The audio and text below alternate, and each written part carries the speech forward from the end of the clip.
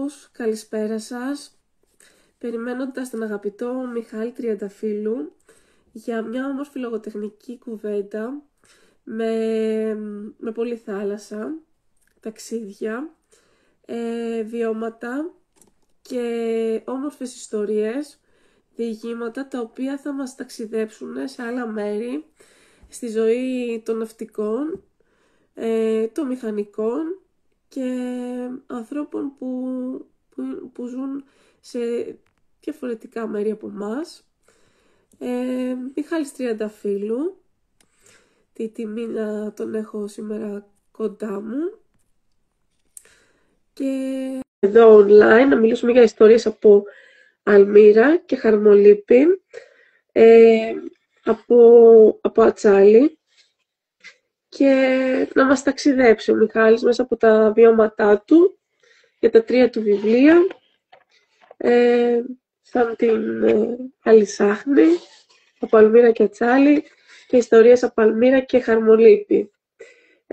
Εκδόσεις Νέα Διάσταση, και νομίζω ότι θα μας τα πει καλύτερα ο Μιχάλης.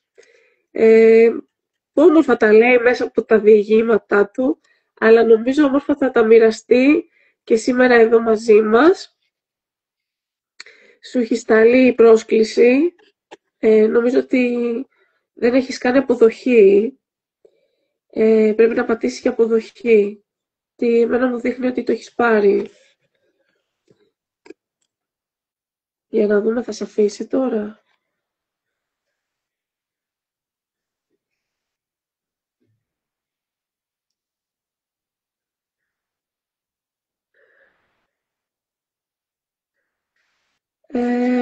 Δείχνει ότι το έχεις αποδεχτεί. Για να ξαναστείλω. Μάλιστα. Σου ξαναέστειλα. Πιστεύω να σε βάλει. Θα ταξιδέψουμε λοιπόν σε μακρινούς τόπους και μέσα από την πένα του Μιχάλη μπορείτε να ταξιδέψετε μέσα από τα βιβλία του, τα διηγήματά του. Αλλά νομίζω και ακούγοντας εδώ τις ιστορίες που θα μοιραστεί μαζί μας, το πώς γραφτήκαν αυτές οι ιστορίες, θα έχουμε τη χαρά να μας τα πει έτσι πιο ρεαλιστικά. Στο δείχνει.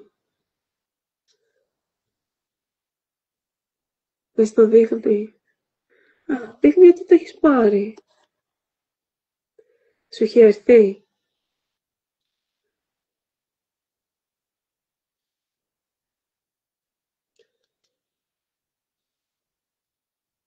Ωραία. Νομίζω ότι έχει φανεί το δικό σου τώρα. Μιχάλη, γύρισε την κάμερα να βλέπω εσένα και όχι το πληκτρολόγιο. Καλώς τον, ναι. Καλώς τον, ναι, καλώς τον. Ναι, δεν ξέρω γιατί. Με βλέπεις τώρα. Νομίζω ότι βλέπω την οθόνη σου. Είναι τα βελάκια αυτά τα αντίστοιχα. Τώρα σε βλέπω. Τώρα έχω εικόνα σου. Απλά θα μου το κρατήσεις λίγο ακούνητο. Γεια σου, Μιχάλη, καλώς ήρθες. Εγώ θα το βλέπω από αλλού και εσύ θα με βλέπεις από εδώ. Εγώ σε βλέπω πολύ ωραία. Ωραία. Και φωτεινά σε βλέπω. Χαίρομαι. Καλώς τον, καλώς ήρθες. Είναι μεγάλη χαρά να σε έχω. Θα προλογίσω και θα πω ότι ο Μιχάλης Τριανταφύλου είναι ένας αγαπημένος φίλος. Συμπορευόμαστε από την αρχή μαζί, τα τελευταία 7 χρόνια κοντεύουμε, Μιχάλη. Το σκεφτόμουν σήμερα και νομίζω ότι κοντεύουμε την 7ετία. Σήμερα είναι μεγάλη χαρά να μοιραστούμε. Δεν σε άκουσα. 2019. 19, 19, ναι. Κάπου εκεί, 18-19 νομίζω έχεις δίκιο. Καλά το είπες, 7 χρόνια, ναι, 7 χρόνια. Δεν έχει δώσει ο Θεός για ζώσεις. αλλά έχουμε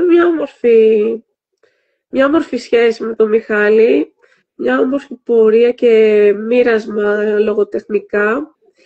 Και σήμερα είμαι πάρα πολύ συγκινημένη που τον έχω εδώ και τα λέμε, γιατί και μέσα από τα διηγήματά του, τα 3 του βιβλία, νομίζω με έχει ταξιδέψει, όπως και άλλα διηγήματα που έχει μοιραστεί σε συλλογικά έργα. Τι να πω, καλώς τον, να ξεκινήσουμε. Χαίρομαι που σε βλέπω, Νικολέτα. Ευχαριστώ πάρα πολύ για την πρόσκληση. Ήταν τιμή για μένα. Είναι μεγάλη μου χαρά και εγώ που σε βλέπω. Ναι, δεν σε ακούω τώρα. Όχι, εγώ σε ακούω. Έχω σταματήσει για να μην σε διακόψω. Γιατί βλέπω, ναι. Ίσως έχω καθυστέρηση εγώ. Χαίρομαι πάρα πολύ λοιπόν που σε βλέπω και μου δίνεις την ευκαιρία να μιλήσω για τη θάλασσα, για τη δουλειά μου, για το συγγραφικό μου έργο και να το μοιραστούμε όλα αυτά, να το μοιραστούμε με τους φίλους αναγνώστες. Η αλήθεια είναι ότι σήμερα, δεν ξέρω, ήταν έτσι καρμικό να τύχει όλο αυτό. Δεν μπορώ να μην πω ότι αυτή τη στιγμή αυτό που γίνεται με το στόλο που κατεβαίνουν για να φτάσουν στη Γάζα, να σπάσουν τον αποκλεισμό. Και δεν μπορώ να μην πω για τα 3-4 νομίζω πλοία τα οποία αυτή τη στιγμή μάλλον έχουν απαχθεί. Είναι το Οξυγόνο, το Βαγγέλης Πησίας, Παύλος Φύσας, Αχέτα Μιμή και νομίζω είναι και 3 ξένα, τα οποία αυτή τη στιγμή δεν γνωρίζουμε για το πλήρωμά του. Εσύ γνωρίζεις από θάλασσα. Θα μας πεις και λίγο τις καταστάσεις. Έχεις βιώσει πάρα πολλά πράγματα. Νομίζω ότι θα ξεκινήσω λέγοντας ότι τα 3 βιβλία του Μιχάλη, από Αλμύρα και Ατσάλι, σαν την Αλυσάχνη και ιστορίες από Αλμύρα και Χαρμολύπη, κυκλοφορούν από τις εκδόσεις Νέα Διάσταση και έχουν τα βιώματα του Μιχάλη, έχουν ιστορίες και μυθοπλασία από τον Μιχάλη, η εμπειρία του μέσα στη θάλασσα, στα καράβια, στα πλοία, σε άλλους τόπους, σε τέτοιες συνθήκες όπως αυτές σήμερα που είχαν τύχει και να σου πω, όταν το διάβαζα, συνειρμικά μου ερχόντουσαν όλα αυτά, Μιχάλη, και πώς έτυχε σήμερα να είναι και αυτό το γεγονός. Και θέλω να μας πεις πώς όλο αυτό που έχεις βιώσει έρχεται να το καταθέσεις, ξέρεις, να μας το δώσεις στα εσώψυχά σου και πώς μετά αυτή η εμπειρία εσένα σε λυτρώνει μέσα από το γράψιμο. Θέλεις να μοιραστείς όλο αυτό, θέλεις να δούμε κι εμείς πώς είναι η θάλασσα πέρα από το τι ωραία που περνάει αυτός εκεί έξω, πόσα μέρη βλέπει, που λένε πολλοί, πιστεύω σου έχουν πει, Να καλωσορίσω και όσους μπαίνετε στην παρέα μας, σιγά σιγά. Οπότε, ξεκινάω λοιπόν με το γεγονός το σημερινό, αυτό που έχει γίνει με τα πλοία, την πειρατεία, για να σου δώσω και σένα το έναυσμα να μας πεις όλο αυτό το βίωμα και όλα αυτά που εσύ έχεις βιώσει μέσα στη θάλασσα και ήρθε το συγγραφικό σου ταλέντο και τη γλώσσα που χρησιμοποιείς είναι πολύ έτσι, τη χειρίζεσαι, έχεις μια τέχνη να τη χειρίζεσαι, νομίζω, δεν ξέρω αν την ίδια τέχνη, όχι θα το πω αλλιώς, είναι κατανοητή, είναι ρέουσα και η τέχνη αυτή σου ταιριάζει. Δεν ξέρω αν σου ταιριάζει περισσότερο από του μηχανικού που είχες, αλλά εξίσου την υπηρετεί σωστά, κατ' εμέ.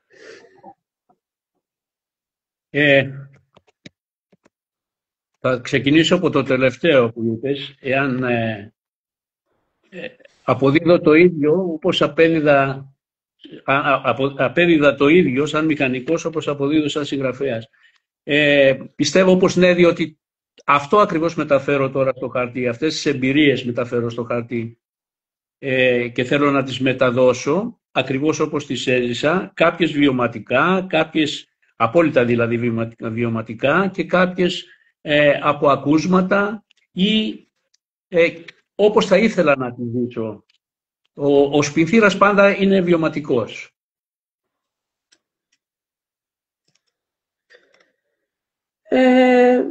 Θα μου κάνεις και ένα σχόλιο με όλο αυτό που έχει συμβεί σήμερα στα πλοία αυτά? Μια ηρωική πράξη. Η σκέψη μας είναι μαζί με τα πληρώματα που συμμετέχουν στην αποστολή αυτή, την ανθρωπιστική αποστολή. Δυστυχώς συναντούν δυσκολίες. Δεν θα έπρεπε γιατί ακριβώς απευθύνονται σε μια μάζα ανθρώπων εξαθλιωμένων και θα έπρεπε να τους το επιτρέψουν να πάνε, ανεξάρτητα το πώς είναι η κατάσταση εκεί, ότι είναι σε εμπόλεμη κατάσταση με τη Χαμάς. Αυτό είναι ανεξάρτητο, απευθύνεται σε ανθρώπους οι οποίοι σε γυναικόπαιδα, σε άμαχους, οι οποίοι υποφέρουν ενώ δεν θα έπρεπε και πληρώνουν αυτό το τίμημα περισσότερο. Λοιπόν, είναι η σκέψη μας μαζί τους. Αυτό μπορώ να πω. Είναι δύσκολη η αποστολή. Γιατί είναι στη θάλασσα και γιατί έχουν να αντιμετωπίσουν και την εχθρική, μάλλον η αντιμετώπιση από τις δυνάμεις του Ισραήλ, από το κράτος του Ισραήλ είναι εχθρική. Ναι. Εσείς πώς αντιμετωπίζατε την πειρατεία?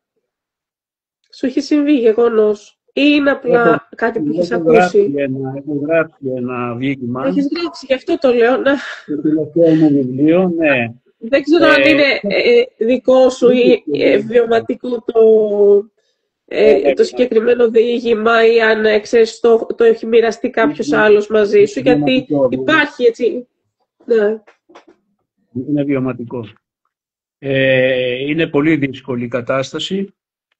Έρχεσαι αντιμέτωπος με μεγάλο κίνδυνο, γιατί αυτοί οι άνθρωποι ανεβαίνουν πάνω στο βαπόρι, είναι αποφασισμένοι για όλα. Εμείς ήμασταν τυχεροί γιατί αντιμετωπίσαμε την κατάσταση ψύχραιμα και η περιπέτεια είχε αίσιο τέλος, όπως το περιγράφω και στο διήγημά μου. Πόσο, Μιχάλη, σε τέτοιες καταστάσεις,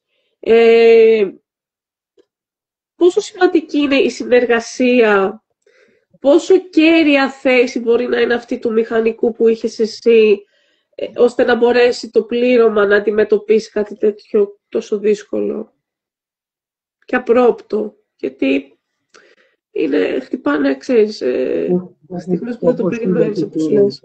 Στην περιγραφή, στην αφήγηση που κάνω, ήταν συλλογική η άμυνα. Ήταν συλλογική. Εγώ περιγράφω τις δικές μου ενέργειες. Η άμυνα όμως, οι ενέργειες ήταν συλλογικές. Η γέφυρα, οι αξιωματικοί, το πλήρωμα είχαν να συντελέσουν ένα ρόλο για να αποτρέψουμε τον εχθρό, τον κίνδυνο. Επειδή γνωρίζει ο μηχανικός, μάλλον να μιλήσω γενικά, γνωρίζει τη μηχανολογική και την ηλεκτρολογική εγκατάσταση του πλοίου και ξέρει που θα πάει για να κάνει, στη συγκεκριμένη περίπτωση έγινε συσκότηση και μετά έγινε και ψευδής αναγγελία, φωνάζει από τη γέφυρα ότι καλούν δυνάμεις. Αυτό απέτρεψε τους εισβολείς, οι οποίοι εισβολείς πιθανότατα να μην ήταν και τόσο έτσι αποφασισμένοι, να ήταν λίγο ερασιτέχνες, υποθέτω, διότι δεν ήταν ίσως και τόσο πιστικός ο ρόλος το να φωνάζεις απάνω από τη γέφυρα ότι καλείς δυνάμεις, στον ασύρματο. Νομίζω ότι, γιατί ήμασταν ανοιχτά, το αγκυροβόλιο ήταν ανοιχτά, νομίζω ότι ήταν λίγο ερασιτέχνες οι άνθρωποι αυτοί. Δεν ήρθαμε face to face, δεν ήρθαμε δηλαδή πρόσωπο με πρόσωπο για να τους δω, ποιες βλέπαμε. Πάντως πέτυχε αυτό που κάναμε. Το αποτρέψαμε. Το αποτρέψατε. Είναι μια δύσκολη συνθήκη. Είναι κάτι που και εσένα σου έτυχε. Αλλά Ξέρεις, εμένα τουλάχιστον όπως το ακούω, είναι κάτι που μου φαντάζει πολύ τρομακτικό. Δεν ξέρω αν είναι πιο τρομακτικό από τα κύματα που έχεις αντιμετωπίσει.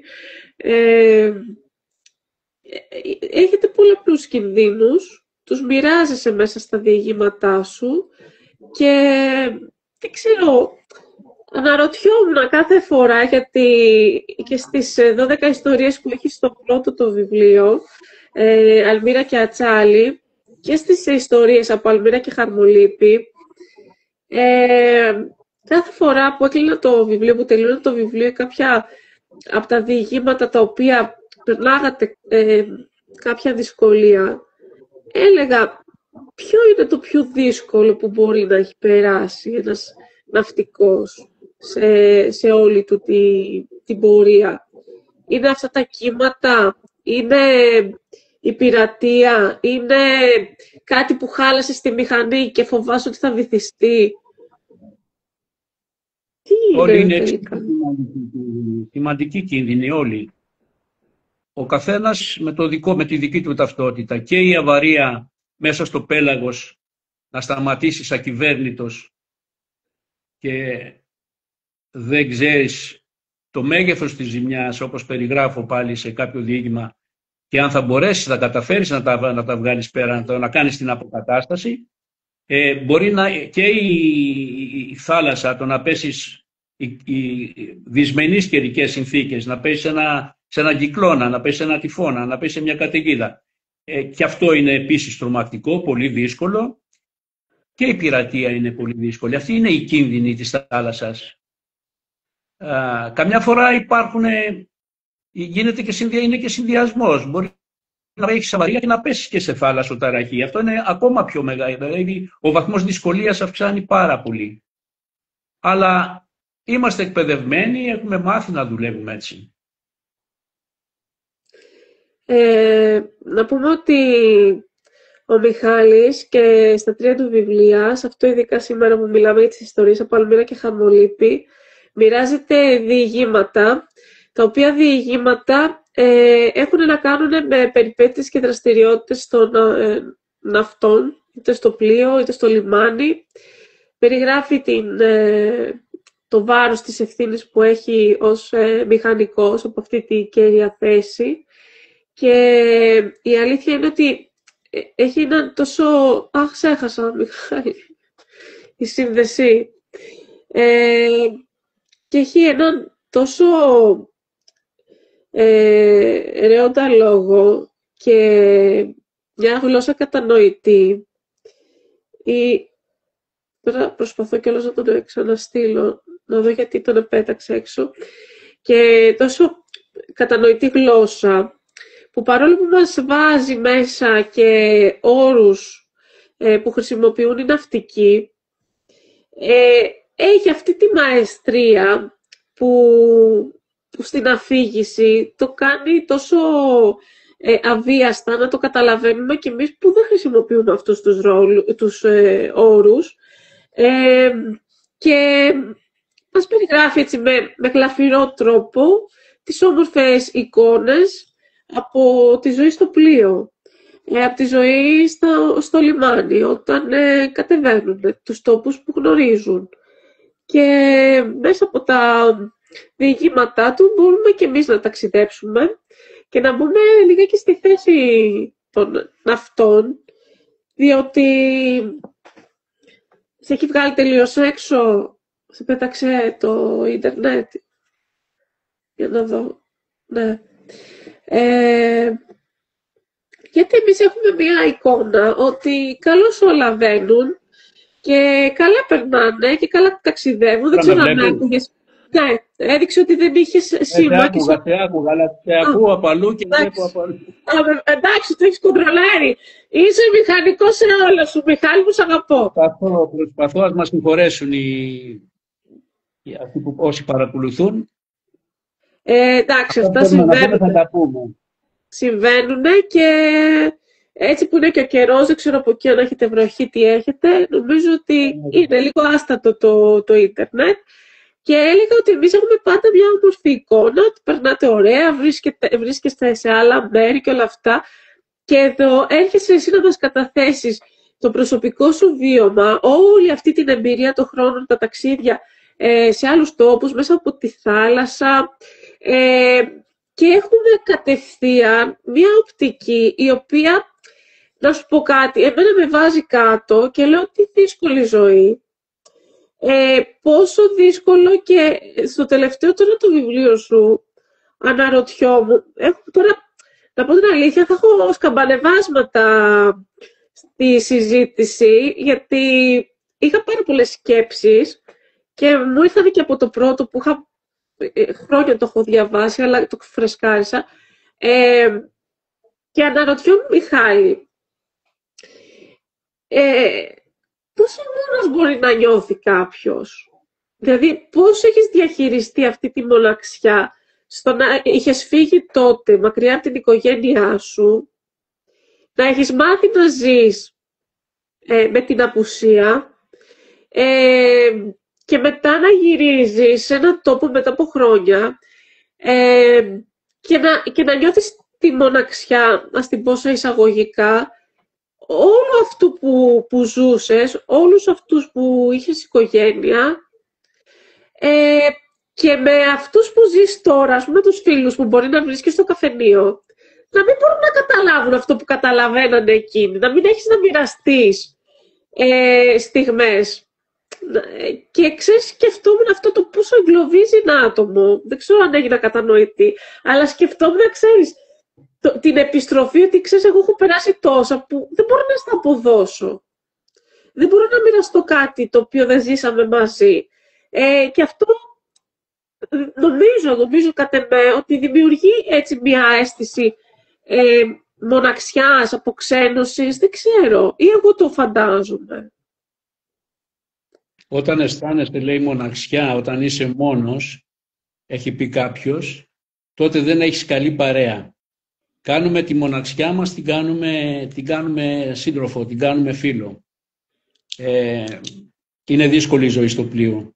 Φεύγεις μακριά από την οικογένεια, φεύγεις από τους φίλους, φεύγεις από ό,τι αγαπάς, τη στεριά, φεύγεις από τη σιγουριά της στεριάς, από του σου λείπουν πράγματα όπως η μυρωδιά του φαγητού που φτιάχνει η μάνα σου ή η γυναίκα σου, γιατί στο πλοίο έχει φαγητό και πολύ φαγητό και πλούσιο φαγητό, αλλά δεν είναι το ίδιο. Όλα είναι διαφορετικά στο πλοίο, όλα σου φαίνονται ότι είναι διαφορετικά εκεί που τα άφησες πίσω. Ο ναυτικός λοιπόν έχει ένα φίλο, δύο φίλες. Είναι η νοσταλγία και είναι και η προσδοκία ότι θα επιστρέψει κάποια στιγμή πίσω σε αυτά που αγαπάει. Ευτυχώς δεν είναι χρόνια, ανέφερες για χρόνια προηγουμένως, όχι, είναι μήνες. Είναι μήνες. Και όσο ανεβαίνει στους βαθμούς, κάποιος έχει το δικαίωμα να παίρνει μαζί την οικογένειά του, τη γυναίκα του, δηλαδή ανθρώπους πρώτου βαθμού συγγενείας. Οπότε εντάξει, δεν είναι τόσο βαρύ αυτό το πράγμα. Ο χρόνος δεν είναι πολύ μεγάλος. Αλλά όμως είναι σημαντικός. Λείπεις από την οικογένεια, λείπεις από τα παιδιά. Αυτό το περιγράφω στο τελευταίο μου, όχι, σε όλα μου τα βιβλία το περιγράφω. Αυτό θέλω να δω. Στο τελευταίο βιβλίο, επειδή αναφέρθηκες, στο τελευταίο βιβλίο ήθελα να κοιτάξω, να δω πίσω από τη στολή του ναυτικού, να δω τον άνθρωπο.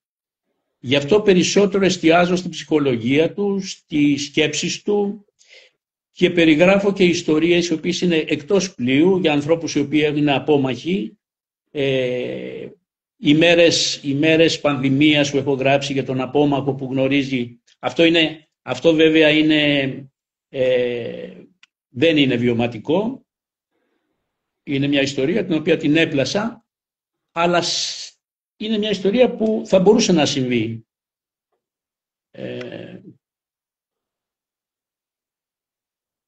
Επίσης περιγράφω τον αποχωρισμό από την οικογένεια, στο διήγημα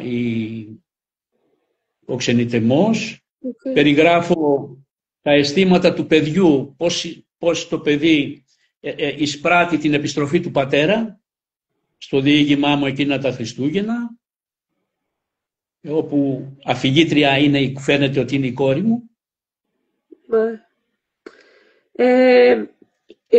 Το τελευταίο αυτό βιβλίο, ενώ το πρώτο είχε μία δόση θάλασσας, στεριάς και περιπέτειας, στο τελευταίο τώρα εδώ βιβλίο που συζητάμε, είναι πολύ έντονο το συναισθηματικό κομμάτι, από όλες τις μεριές όμως.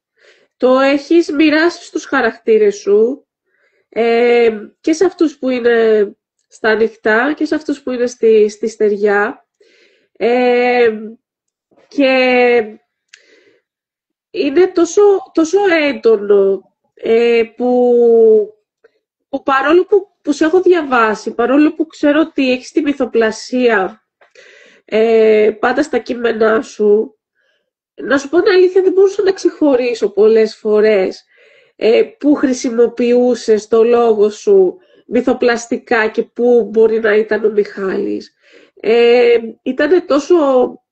Είναι τόσο όμορφα και ντυμένο και χωνεμένο μέσα στο κείμενο, σε όλο το βιβλίο, που ήταν σαν να διαβάζω το ημερολόγιό σου. Δηλαδή, αυτή τη φορά το νιώσα έτσι. Ενώ στο πρώτο βιβλίο είχα κάποια εικόνα ότι ναι, μπορεί, ξέρεις, να μιλάει για τον τάδε αυτό. Εδώ, επειδή είναι πολύ έντονα συναισθηματικά όλοι σου οι ήρωες, είτε είναι στη θάλασσα, είτε είναι στη στεριά, είτε μπορεί να είσαι εσύ, είτε να είναι κάποιος άλλος ναυτικός, δουλεύεις τόσο πολύ το χαρακτήρα με το συναίσθημα, που εκεί εγώ χάνω. Νομίζω ότι είναι όλο βιωματικό. Δηλαδή δεν βρίσκω τη μυθοπλασία.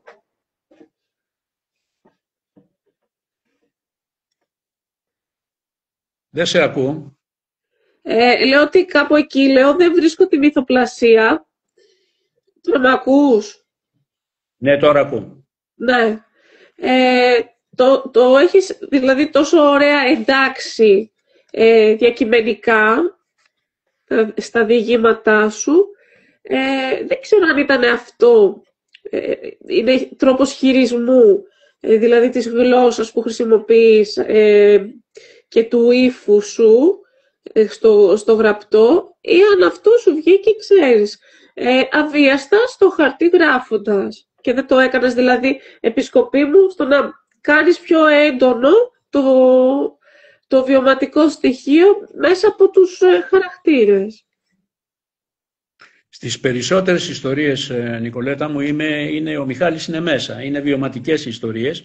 Σε κάποιες άλλες ιστορίες κάπου σταματάει το βιωματικό και τη συμπληρώνω όπως θα ήθελα να τη ζήσω.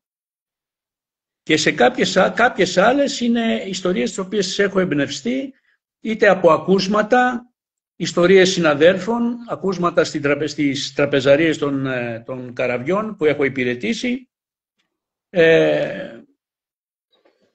Αλλά οι περισσότερες είναι βιωματικές. Τώρα, όσον αφορά το θέμα της γλώσσας, η γλώσσα μου είναι απλή, είναι ίσως λίγο ξύλινη καμιά φορά, χωρίς πολλές φιωριτούρες, γιατί έτσι είναι η θάλασσα. Η θάλασσα είναι σκληρή και δεν θέλω ο αναγνώστης θέλω να μάθει να πληροφορηθεί για τη θάλασσα και για το βαπόρι, για τη ζωή του ναυτικού, για τον ναυτικό, χωρίς να μπερδεύεται μέσα σε λογοτεχνισμούς και λογοτεχνικές κορδέλες, θα έλεγα, φιωριτούρες. Ναι. Έτσι είναι η θάλασσα. Η θάλασσα είναι σκληρή. Παρ' όλα αυτά, αποδίδεις έτσι με παραστατικό τρόπο αυτά που έχει ζήσει. Δηλαδή, τις εικόνες, τη ζωή στο πλοίο, όταν κατεβαίνατε, υπάρχει μια παραστατικότητα. Το λεξί... Δεν σε άκουσα, συγγνώμη. Θα τα έχω ζήσει γι' αυτό. Ναι, είναι και ο τρόπος δηλαδή πώς τα αποδίδεις, χωρίς να υπάρχει λυρισμός. Είναι αυτό που λες, δεν είναι κοινικά, αλλά είναι τόσο ρεαλιστικά που πραγματικά εγώ βρίσκω τον Μιχάλη, λέω ναι, εδώ έρχεται να μου τα πει όπως αυτή τη στιγμή να είχε μία κάμερα και να τα κατέγραφε και να μου τα αποδίδει. Δεν πέφτω έξω. Πέφτω έξω. Όχι, έτσι, όπως τα λες είναι, Νικολέτα. Κρατάω, η γλώσσα μου είναι απλή, γιατί είναι απλή, στιβαρή, όπως στιβαρή είναι η θάλασσα. Το είπα προηγουμένως. Και δεν θέλω ο αναγνώστης να φεύγει από τις εικόνες αυτές που θέλω να του μεταδώσω και να μπερδεύεται μέσα σε φιωριτούρες. Εμένα μου αρέσει που κάνεις χρήση ναυτικών όρων και το λεξιλόγιο που χρησιμοποιούσατε. Νομίζω ότι αν έλειπε κάτι τέτοιο για λόγους λογοτεχνικούς ή επειδή μπορεί ο εκδοτικός να έλεγε είναι κάτι δύσκολο, νομίζω ότι θα ήταν ένα πλοίο χωρίς θάλασσα.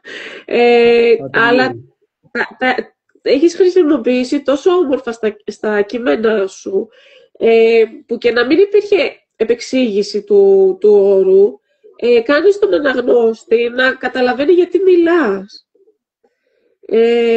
Το αποδίδεις δηλαδή όλο το κείμενο τόσο όμορφα και βάζοντας και τον όρος έτσι που χρησιμοποιείτε όλα αυτά, δεν ξέρω, μας ταξιδεύει και αυτό μέσα εκεί, Μιχάλη.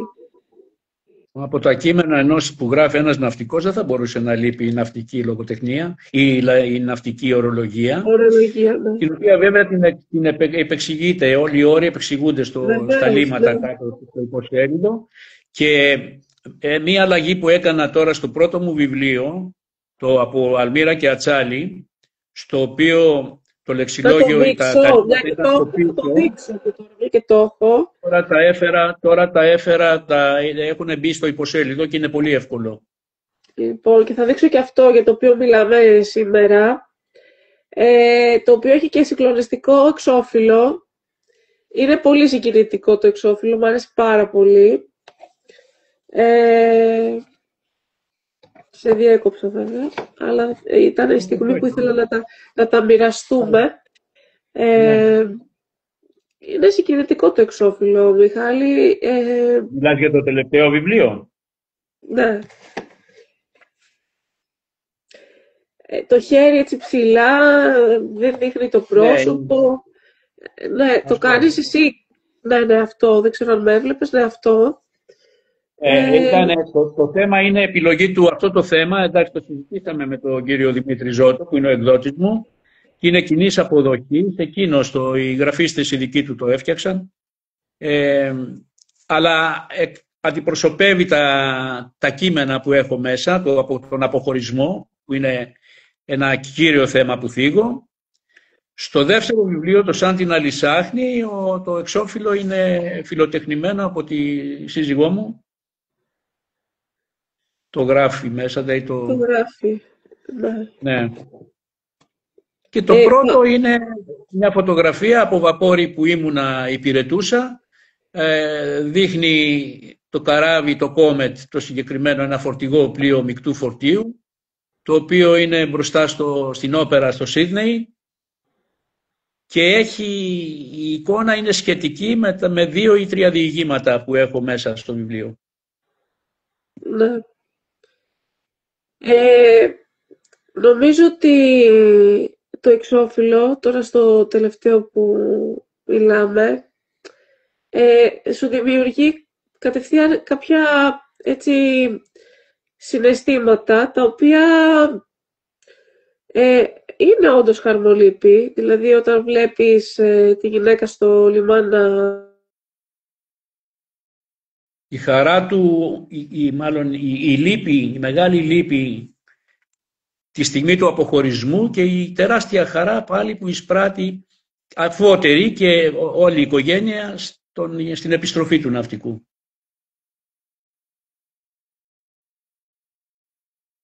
Με άκουσες, Νικολέτα? Έχουμε διακοπές στον ίσο. Τώρα ακούω. Λέω σε προδιαθέτη και για αυτό που θα ακολουθήσει μέσα στο βιβλίο, στο κείμενο, Οπότε εγώ μένω σε αυτό, στο ότι είναι πολύ έντονα συναισθηματικά γραμμένο.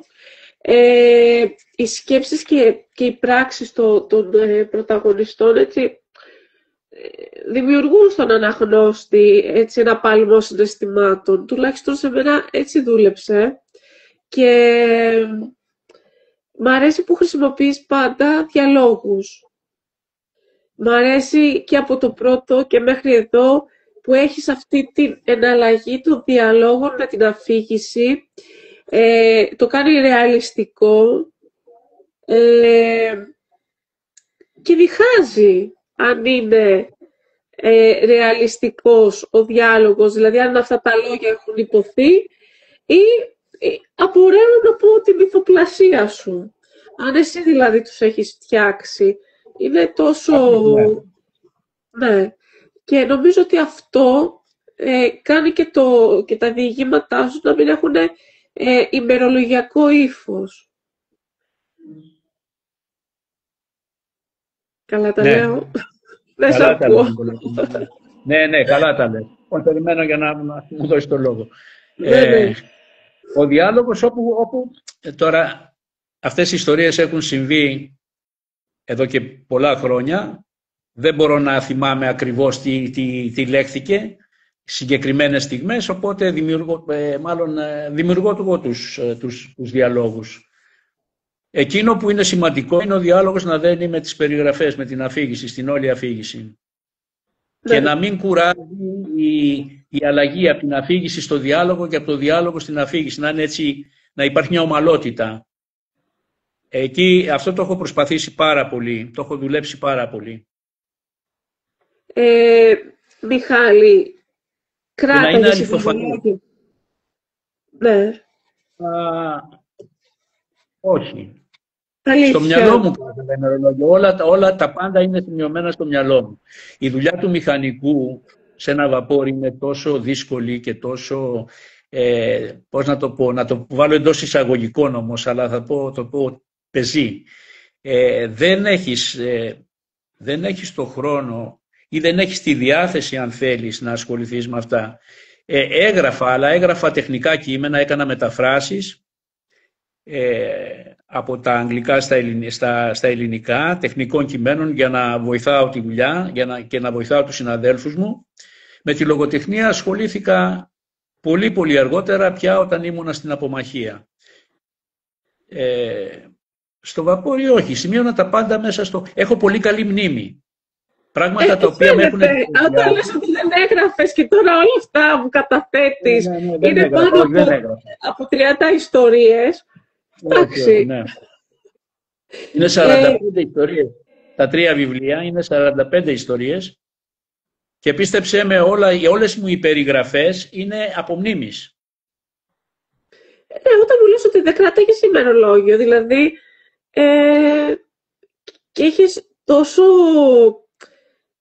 καλά, πώς να το πω, τοποθετημένες τις ιστορίες σου με αρχή, μέση, τέλος, ολοκληρωμένες, δίνοντας την αίσθηση ότι βρίσκομαι ακόμα κι εγώ εκεί. Εγώ πάντως, πολλές φορές ένιωθα ότι ήμουν κάπου εκεί από πίσω, σε αυτό όλο το πλήθος, το χαμό που γινόταν, ας πούμε, είτε στην τραπεζαρία, είτε όταν βγαίνατε στο μπουλούκι εκεί, ότι ήμουν κάπου εκεί από πίσω τώρα και βλέπω όλο αυτό και μου το θυμίζεις. Έχω αυτή την αίσθηση στην ανάγνωση στο κειμένο σου. Αυτό το εισπράττω από όλους τους αναγνώστες. Και με ευχαριστεί ιδιαίτερα. Ναι, βέβαια. Δεν θα σε ευχαριστεί. Ο τρόπος που γράφω, οι ιστορίες μου, οι ιστορίες που διηγούμε δεν κουράζουν, παρουσιάζουν ενδιαφέρον. Η θάλασσα γενικά παρουσιάζει ενδιαφέρον. Και αυτό με ικανοποιεί και μου δίνει δύναμη και συνεχίζω. Μέσα στις 45 ιστορίες αυτές, Νικολέτα, και σε αυτές που έχω ακόμα στο μυαλό μου να γράψω, προσπαθώ να κλείσω σφαιρικά τη ζωή του ναυτικού σε όλες τις φάσεις της ζωής του και της δουλειάς του. Ακόμα δεν το έχω ολοκληρώσει, θα κάνα 2 βιβλία ακόμα Κοίταξε, τώρα να κάνω μια μεγάλη παρένθεση και να πω ότι εγώ, πέρα από αυτά τα βιβλία, αυτό που ήθελα από τον Μιχάλη, το είχαμε συζητήσει στο πρώτο βιβλίο του πριν 3-4 χρόνια, πόσο είναι, δεν θυμάμαι, γιατί ήμουν από τις πρώτες που το είχα διαβάσει. Να το είπες, 6-7, ναι. Του είχα πει ότι ήθελα να μου γράψει παραμύθια.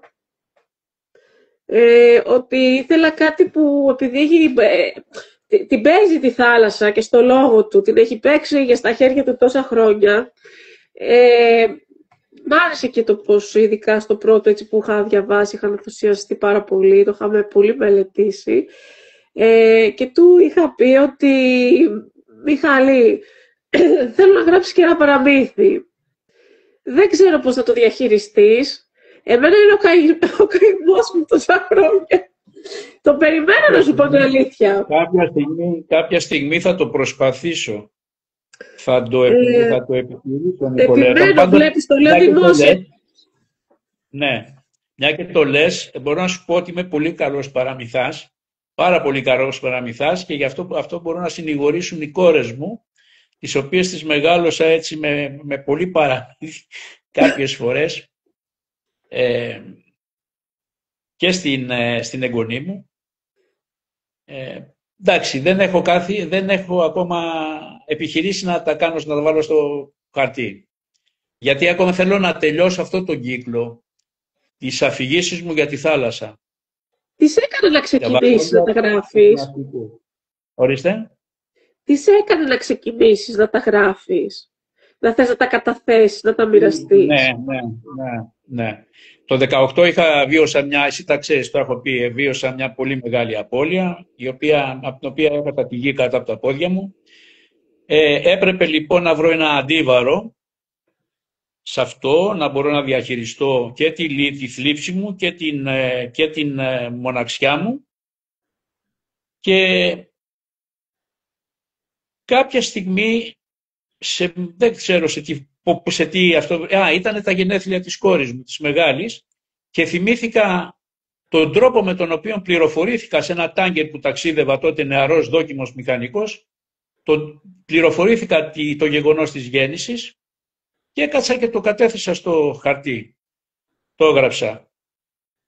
Στη συνέχεια έγραψα κανένα δυο άλλα, τα έδειξα σε ένα φίλο, μου λέει, βρε, καλά είναι αυτά, να τα εκδώσουμε. Λέω, τι να εκδώσουμε, 3 κείμενα έχω γράψει.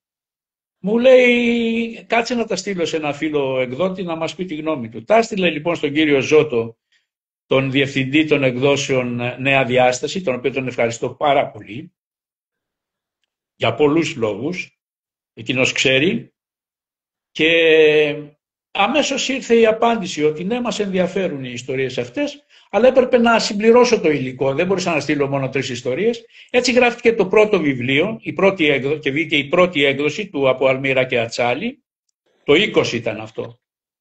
Το 22 βγήκε η δεύτερη έκδοση, έκανε δεύτερη έκδοση το συγκεκριμένο βιβλίο, και παράλληλα κυκλοφόρησε και το Σαν την άλλη Σάκνη, το δεύτερο βιβλίο. Ναι. Μετά μία μικρή καθίζηση και αδράνεια, και φέτος πάλι, δεν ξέρω, είχα έμπνευση πολύ και βγήκε το τελευταίο βιβλίο, τα ιστορίες από Αλμύρα και Ατσάλι, 21 ιστορίες, πιο μικρές, αλλά με πιο... Σε έχασα λιγάκι. Δεν σε ακούω, δεν έχω ήχο, δεν ξέρω αν με ακούς. Είναι λίγο η σύνδεση σήμερα, λόγω καιρού μάλλον, και σε έχασα στο καλύτερο.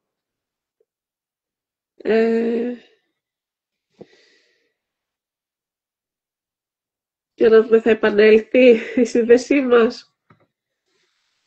Όχι, σε πέταξε έξω, Μιχάλη μου. Ναι. Δεν μας τα λέει καλά σήμερα ο καιρός, δεν είναι καλό το ίντερνετ, η σύνδεση. Παρ' όλα αυτά, νομίζω ότι οι ιστορίες αυτές, οι θαλασσινές, και το πώς βοήθησαν το Μιχάλη τα βιώματα να τα καταθέσει. Καλώς τον, ναι, είναι ασταθής η σύνδεση, δεν πειράζει. Τα λέμε πολύ όμορφα όμως. Είναι φθινοπορεινός ο καιρός και μας τα χαλάει σήμερα, νομίζω. Αλλά εμείς είμαστε εδώ, σταθεροί. Να σε ακούσουμε, να σε απολαύσουμε. Θα ήθελα να διαβάσεις και κάτι. Θέλεις να διαβάσω, αλήθεια? Εγώ θα ήθελα να διαβάσεις κάτι. Από ποιο θέλεις, από το πρώτο ή από το τελευταίο? Από όπου νομίζεις εσύ. Πάρε το τελευταίο. Το τελευταίο λοιπόν. Έχεις κάποιο αγαπημένο που θέλεις να πω? Όλα τα αγαπάω. Θες να διαβάσεις αυτό το τρικυμία στη στεριά? Είναι το 19, σελίδα 104. Τρικυμία στη στεριά. Αυτό έχω στο χέρι, να σου πω την αλήθεια. Δεν ξέρω πώς έτσι μας έτυχε. Τρικυμία στη στεριά είναι το διήγημα εδώ πέρα. Χρόνια θαλασσοδερνόταν ο Μαστροαντώνης, από νεαρός δόκιμος που τελείωσε τη σχολή μηχανικών με τιμές, μέχρι την ανάληψη του ρόλου του πρώτου μηχανικού σε μεγάλα εμπορικά πλοία κάθε κατηγορίας. Είχε ζήσει τη θάλασσα στο πετσί του. Είχε περάσει τη ζωή του ανάμεσα σε μηχανοστάσια και θαλασσινά ταξίδια. Μετά από χρόνια στη θάλασσα, ένιωσε την ανάγκη για μια αλλαγή. Ήθελε να δοκιμάσει τις δυνάμεις του στη στεριά, να εφαρμόσει την εμπειρία του από τη θάλασσα στην οργάνωση και τεχνική διεύθυνση μιας ναυτιλιακής εταιρείας. Το χρωστούσε στον εαυτό του και στην οικογένειά του που για χρόνια τον μοιράζονταν με τη θάλασσα. Δεν ήταν τυχαίος ο Αντώνης, αριστούχος της σχολής μηχανικών και με δίπλωμα πρώτου μηχανικού που πήρε με άριστα από το ΚΕΣΕΝ, είχε υπηρετήσει σε διακεκριμένες ναυτιλιακές εταιρείες και συμμετάσχει στην παραλαβή νεότευκτων πλοίων. Η επαγγελματική του καταξίωση ήταν αναμφισβήτητη και το όνομά του είχε βαρύτητα στον ναυτιλιακό κόσμο. Όταν του προσφέρθηκε η θέση του τεχνικού διευθυντή σε εταιρεία που διαχειριζόταν πλοία αναψυχής, δεν δίστασε. Ήταν η ευκαιρία που περίμενε. Πέρασε με επιτυχία τη συνέντευξη από τα υψηλόβαθμα στελέχη της επιχείρησης, αλλά και από τον ίδιο τον επιχειρηματία και κέρδισε πανηγυρικά τη θέση. Προσλήφθηκε ως αρχιμηχανικός και καθώς η προηγούμενη διοίκηση απομακρύνθηκε λόγω αποτυχίας και λανθασμένων χειρισμών, γρήγορα του ανατέθηκε η ευθύνη της τεχνικής κατεύθυνσης της εταιρείας ως τεχνικός διευθυντής και μέλος της τριμελούς διευθυντικής ομάδας. Παρότι τα καθήκοντα και οι απαιτήσεις της καινούργιας του θέσης διέφεραν ριζικά από τη ζωή στο πλοίο, ο Αντώνης δεν πτωήθηκε. Αφοσιώθηκε ολοκληρωτικά, αφιερώνοντας ατελείωτες ώρες στην εκμάθηση των διαδικασιών της εταιρείας, αναλύοντας την κάθε λεπτομέρεια. Ο στόλος των σκαφών αναψυχής ήταν διασκορπισμένος σε διάφορα σημεία της Ελλάδας και του εξωτερικού. 35 πλοία με διαφορετικά χαρακτηριστικά, τεχνικές απαιτήσεις και κυρίως ιδιότροπους πανίσχυρους ιδιοκτήτες που είχαν συνηθίσει να απαιτούν και να επιβάλλουν τις επιθυμίες τους. Από την πρώτη μέρα στην εταιρεία, αντί να κλειστεί σε ένα γραφείο, κατέβηκε στις μαρίνες της Αττικής. Συνάντησε τους μηχανικούς και τους πλοιάρχους, άκουσε τις ανάγκες τους και σημείωσε σε κάθε λεπτομέρεια που αφορούσε την κατάσταση των σκαφών. Λίγο αργότερα έκανε το ίδιο για τα σκάφη που ξεχειμώνιαζαν σε μαρίνες του εξωτερικού, στη Νότια Γαλλία, στη Βαρκελόνη, στη Μαγιόρκα και στα Εμιράτα. Οι καπετάνοι και οι μηχανικοί είχαν ανάμεικτες αντιδράσεις. Κάποιοι τον υποδέχτηκαν με ανακούφιση, εκτιμώντας το γεγονός πως επιτέλους είχαν έναν διευθυντή που ήξερε τη θάλασσα και τις μηχανές, καταλάβαινε τις ανάγκες τους. Άλλοι όμως τον αντιμετώπισαν με δυσπιστία και εχθρότητα, καθώς δεν ήθελαν έναν γνώστη να τους ελέγχει και να φέρνει διαφάνεια στις διαδικασίες. Καθώς ο χρόνος κυλούσε, ανακάλυψε πως οι φουρτούνες της στεριάς ήταν πιο ύπουλες από αυτές της θάλασσας. Ήρθε αντιμέτωπος με τους ενδιάμεσους πρόσωπα, δίχως θεσμική εξουσία, αλλά με ισχυρή επιρροή στον επιχειρηματία. Με βαρύγδουπους τίτλους όπως πρόεδρος, καθηγητής ή ναύαρχος, αυτοί οι άνθρωποι δεν εμφανίζονταν πουθενά στο οργανόγραμμα, αλλά ασκούσαν αόρατο έλεγχο. Κινούνταν στις σκιές, σχολίαζαν, επέκριναν, κατέστρωναν σχέδια και υπονόμευαν αθόρυβα κάθε προσπάθεια αλλαγής. Ο Αντώνης προσπάθησε να τους αγνοήσει, να επικεντρωθεί στη δουλειά του και να μην επιτρέψει στις σύντρικες να τον αποσπάσουν. Όμως οι ενδιάμεσοι δεν τον άφησαν σε ησυχία. Διαβρώνοντας τις αποφάσεις του και υπονομεύοντας τη θέση του, τον οδήγησαν τελικά στην παραίτηση. Αναγκάστηκε να φύγει, επομιζόμενος ευθύνες που δεν του αναλογούσαν, ενώ οι αληθινοί ένοχοι παρέμειναν αλόβητοι. Οι ενδιάμεσοι παρέμειναν στη θέση τους, σαν φαντάσματα μιας άλλης εποχής, αόρατοι φύλακες της διαπλοκής. Για τον Αντώνιο όμως ήταν απλώς μια υπενθύμηση ότι ακόμα και στη στεριά υπάρχουν κύματα που δεν φαίνονται με την πρώτη ματιά. Αναζητώντας γαλήνη και αποκατάσταση, επέστρεψε στη μοναδική αλήθεια που γνώριζε, τη θάλασσα. Ναυτολογήθηκε ως πρώτος μηχανικός σε ένα μεγάλο κουρασγερόπλοιο, αφήνοντας πίσω του γραφεία, σκιές και ανίερες συμμαχίες. Η θάλασσα, με την απεραντοσύνη και την ειλικρίνειά της, του πρόσφερε την ηρεμία που τόσο είχε ανάγκη. Στο απέραντο γαλάζιο βρήκε ξανά τον εαυτό του και θεράπευσε τις πληγές που του άφησε η στεριά. Θεράπευσε τις πληγές που του άφησε η στεριά, έτσι. Οι άνθρωποι είναι πιο δύσκολοι από τη θάλασσα, λοιπόν. Σαν φορτίο τα βαπόρια, σαν φορτίο τα καράβια επάνω, είναι το πιο δύσκολο φορτίο. Το πιο δύσκολα διαχειρίσιμο φορτίο. Ξέρεις, είναι κάτι. Ο πανικός που ο οποίος καταλαμβάνει την ανθρώπινη μάζα σε περίπτωση κινδύνου, σε μια δύσκολη κατάσταση, είναι ό,τι δυσκολότερο μπορεί να αντιμετωπίσει, μια και μιλούσαμε για τους κινδύνους και τις δυσκολίες του ναυτικού επαγγέλματος, μια πάρα πολύ μεγάλη δυσκολία. Ίσως η μεγαλύτερη αυτή είναι αυτή. Είναι δύσκολη η διαπραγμάτευση τέτοιων χαρακτήρων, συμπεριφορών και τόσο διαφορετικών ανθρώπων που είναι όλοι μαζί και προσπαθούν είτε στη στεριά είτε στη θάλασσα να συνυπάρξουν. Άλλη νοοτροπία, Νικολέτα. Διαφορετική νοοτροπία. Αλλιώς σκέπτεται ένας στεριανός και αλλιώς έχει μάθει να σκέπτεται ένας ναυτικός. Εγώ θέλω να πιστεύω ότι ένας ναυτικός μπορεί να μπει, να πάρει οποιαδήποτε θέση και να τα βγάλει επάξια πέρα, γιατί έχει μάθει σε όλη του τη ζωή να παλεύει για την επιβίωσή του. Μπορεί να βρει τρόπους τέτοιους που να μπορεί να τα βγάλει πέρα σε οποιαδήποτε δυσκολία. Εκεί όμως τώρα μπαίνουν τα ζυζάνια και χαλάει εκεί το πράγμα. Ναι, ο Αντώνης δεν την άντεξε αυτή την αλλαγή. Κράτησε 7 χρόνια αυτή η ιστορία και ξαναγύρισε πάλι εκεί που ήταν καλύτερα, στη θάλασσα. Εκεί ήταν αφεντικό, ήταν 100% αφεντικό του εαυτού του. Εσύ τώρα καταλαβαίνεις ότι ήταν ο Αντώνης. Με βλέπεις, εγώ δεν έπεσε τυχαία το χέρι μου σε αυτό που ήθελες. Η θεία έκανε ο Αντώνης για την οικογένεια, η οποία οικογένεια ήθελε να τον έχει κοντά της και το προσπάθησε και κράτησε 7 χρόνια. Ενώ οι προηγούμενες διοικήσεις, η μία ανέβαινε, η άλλη κατέβαινε, ο Αντώνης κράτησε 7 χρόνια. Άντεξε 7 χρόνια. Ωραία το διάβασες, μου άρεσε.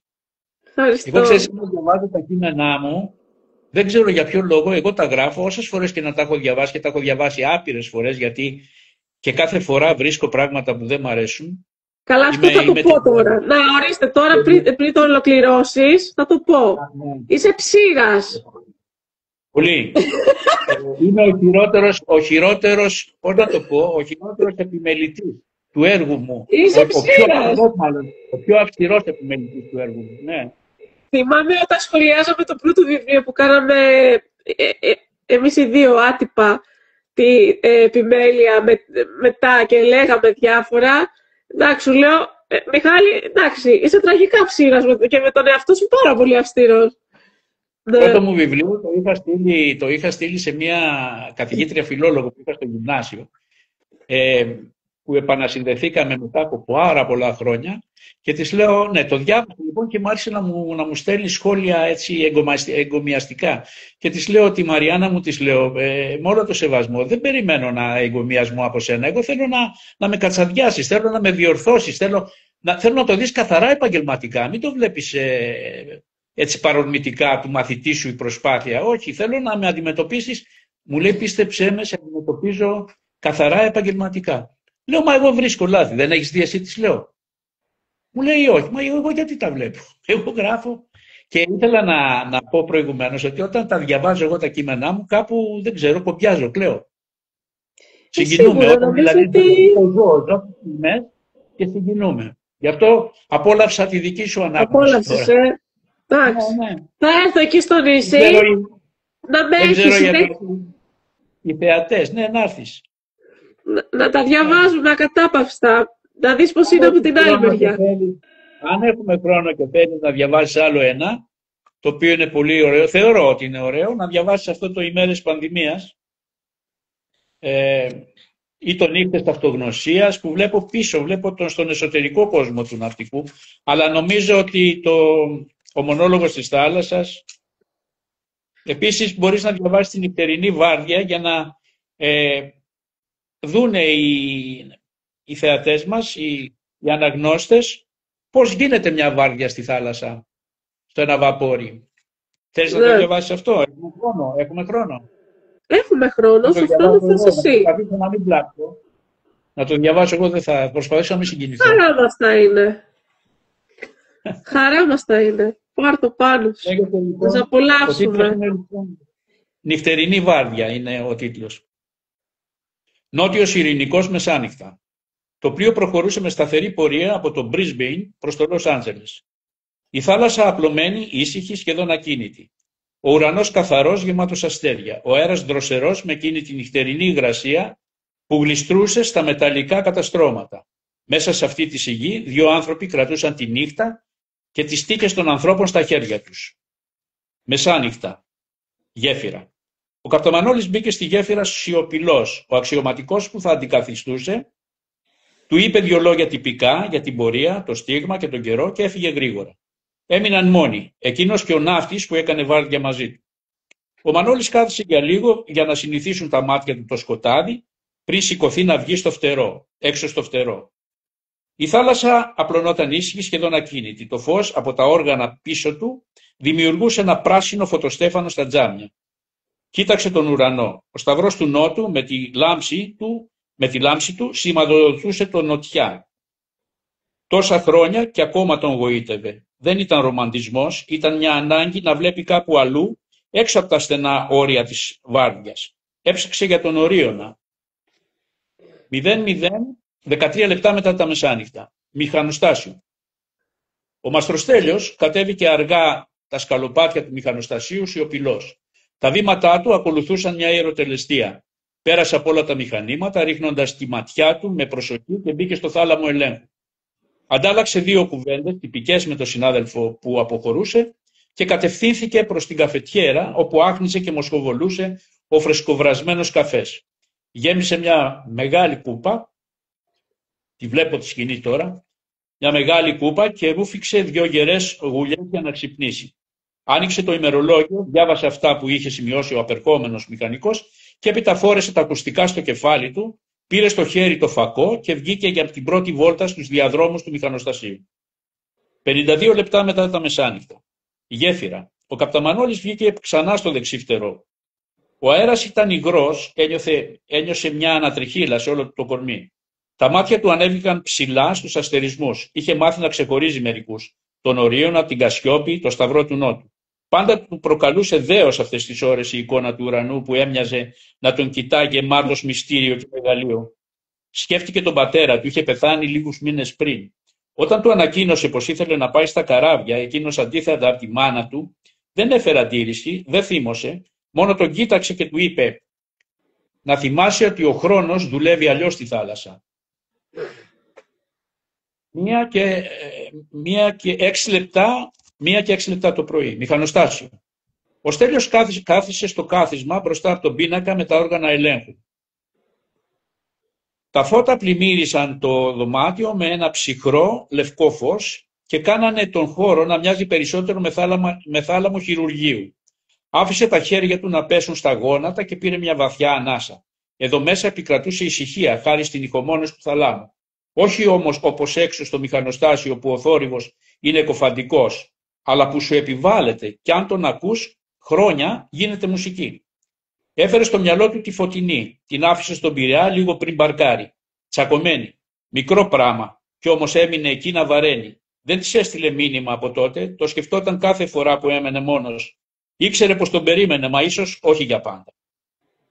1 και 23 λεπτά πρώτα λεπτά.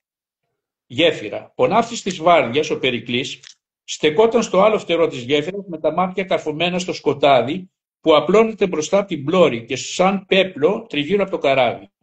Ο καπταμανόλης τον πλησίασε. Κρύο έχει απόψε, υγρασία. Καράβι είναι. Άμα δεν έχει κρύο, κάτι δεν πάει καλά. Γέλασαν. Περνάει η ώρα πιο εύκολα όταν μιλάς λίγο. Ναι, απάντησε ο Μανώλης. Άμα μένεις μόνος, αρχίζουν τα σπασμένα μέσα σου να κάνουν φασαρία. Την άφησες κι εσύ πίσω? Όχι, με άφησε εκείνη. Τότε είσαι μπροστά, είπε ο ναύτης και γέλασε πικρά.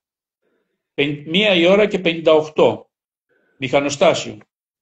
Ο Μαστροστέλιος σηκώθηκε και έκανε βήματα πέρα δόθε. Ήθελε να ξεμουδιάσει. Σκέφτηκε το πρώτο του μπάρκο. Άπειρος τότε, πιο πολύ φοβόταν μη σκοντάψει στις σκάλες. Η φουρτούνα τον ζάλιζε. Το φοβόταν πολύ το αγρίεμα της θάλασσας. Με τον καιρό όμως συνήθισε. Τώρα ήξερε να περπατά πάνω στη λαμαρίνα, όμως η αγωνία δεν έφυγε ποτέ. 2 και 16 πρώτα. Γέφυρα. Το φως του φεγγαριού που ξέφυγε μέσα από τα σύννεφα έκανε τη θάλασσα να γυαλίζει σαν το λιωμένο μολύβι. Ο Μανώλης κρατούσε μια κούπα μισογεμάτη με φλιαρό καφέ. Ο ήχος του ραντάρ τον ηρεμούσε. Κοίταξε πάλι ψηλά. Του είχε πει κάποτε ένας καπετάνιος πως όσοι αγαπάνε τον ουρανό είναι φτιαγμένοι για θάλασσα. Ο ουρανός και η θάλασσα δεν κρατάνε τίποτα και άμα τους δώσεις πολλά σε ξεπλένουν. Κράτησε αυτή τη φράση, ίσως γιατί ήθελε και ο ίδιος να ξεπληθεί. 2 και 34 πρώτα λεπτά. Μηχανοστάσιο. Ο Μαστροστέλιος κοίταξε το ρολόι. Η ώρα προχωρούσε. Ώρα ήταν να πει 2 κουβέντες στο τηλέφωνο με τον ανθυποπλοίαρχο. Το συνήθιζαν έτσι για να σπάει κάπως η ρουτίνα. Δίπλα στον πίνακα υπήρχε το τηλέφωνο για τη γέφυρα. Χωρίς να το πολυσκεφτεί, το σήκωσε και σχημάτισε τον αριθμό. Γέφυρα, άκουσε τη φωνή του Μανώλη. Έλα, εδώ χαβούζα, είπε γελώντας. Μικρή παύση. Έλα, Μαστροστέλιο μου, πώς πάει εκεί κάτω? Πώς να πάει, ζέστη και θόρυβος, του απάντησε χαμηλόφωνα ο μηχανικός. Έχει μια φασαρία εδώ κάτω που δεν σε αφήνει ήσυχο. Εδώ πάνω σιωπή. Όχι μονάκι της, έχει και τα αστέρια. Έχει και άστρα. Πρέπει να είναι ωραία, έχει καθαρό ουρανό. Σαν καθρέφτης και η θάλασσα το ίδιο. Από αυτές τις νύχτες που σε κάνουν να ξεχνάς πού πας. Ο Στέλιος σώπασε για λίγο. Σκέφτομαι καμιά φορά τι θα έκανα αν δεν έφευγα ποτέ, αν είχα μείνει πίσω. Κι εγώ το σκέφτομαι, αλλά ίσως δεν θα ήμασταν εμείς. Εδώ σε αυτές τις ώρες γινόμαστε αυτοί που είμαστε. Ναι, είπε ο Στέλιος. Καμιά φορά μου φαίνεται πως δεν είναι το καράβι που μας κουβαλά, αλλά εμείς αυτό. 3 και 7 πρώτα λεπτά. Γέφυρα. Ο Μανώλης ακούμπησε το ακουστικό και χαμογέλασε αμυδρά. Η φωνή του Στέλιου ήταν σταθερή, ήρεμη, είχε κάτι που σε χαλάρωνε. Κοίταξε τον ορίζοντα. Ένα φως μακριά, ίσως άλλο πλοίο. Κοίταξε την οθόνη του ραντάρ. Τίποτα. Ίσως ψευδαίσθηση. Δεν είχε σημασία. Η θάλασσα ήταν απλώς το σκηνικό της σιωπής τους. 3:30 το πρωί. Μηχανοστάσιο. Ο Στέλιος έκανε την τελευταία του βόλτα. Όλα λειτουργήσαν κανονικά. Ρουτίνα. Γύρισε στο control room και πέρασε όλες τις ενδείξεις στο ημερολόγιο. 3 και 30 πρώτα λεπτά. Γέφυρα. Ο ναύτης ήρθε στη γέφυρα τεντώνοντας τους ώμους του. Ήρθε η ώρα, Ναι, να τους ξυπνήσουμε. Κατέβηκε και χτύπησε τις πόρτες του γραμματικού, του δεύτερου μηχανικού και του ναύτη που θα τον αντικαθιστούσε. Σκάτζα. Βεβαιώθηκε πως οι άνθρωποι είχαν ξυπνήσει και πήγε στη δεσπέτζα να ετοιμάσει κάτι για να κολατσίσουν. Όλοι μαζί, πριν αποσυρθούν στις καμπίνες τους για ύπνο. Στον ουρανό ο Ρίωνας είχε χαμηλώσει. Η θάλασσα άλλαζε όψη από μολυβή σε χρυσαφή. Ο καπταμανόλης έμεινε για λίγο ακόμα στη γέφυρα, όρθιος με την κούπα καφέ στα χέρια. Κάτω στο μηχανοστάσιο ο Στέλιος έκλεινε το ημερολόγιο. Η νύχτα που πέρασε από μέσα τους κάτι άφησε. Το πλοίο συνέχιζε την πορεία του σταθερά με τη δεξιοτεχνία εκείνων που το κατεύθυναν. Απολαυστικός. Σου περνάνε οι εικόνες να τα διαβάζεις έτσι, τα ζεις. Ζω. Νικολέτα, 30 χρόνια ήταν αυτά. Και όταν λέμε 30 χρόνια, όχι ημερολογιακά, 30 χρόνια μέσα στο βαπόρι και στο γραφείο βέβαια 7, 23 χρόνια θάλασσα και 7 χρόνια γραφείο. Αλλά τα 23 χρόνια θάλασσα ήταν θάλασσα. Ημερολογιακά είναι 40 και. Οπότε οι εικόνες που έχουν μείνει ανεξίτηλα γραμμένες, αποτυπωμένες στο μυαλό μου, δεν θα φύγουν ποτέ. Γι' αυτό και συγκινούμε άμα έτσι διαβάζω, επειδή ζω την εικόνα, βλέπω τον Μανώλη, βλέπω τον Αντώνη, βλέπω τους ξαναζώ και νιώθω αυτή τη συγκίνηση. Ναι. Είναι και η ανάγκη να το κρατήσεις σαν ανάμπηση. Δηλαδή, πολλές φορές είναι αυτή η ανάγκη να μην χάσουμε κάτι, μην το ξεχάσουμε γιατί θα χαθεί.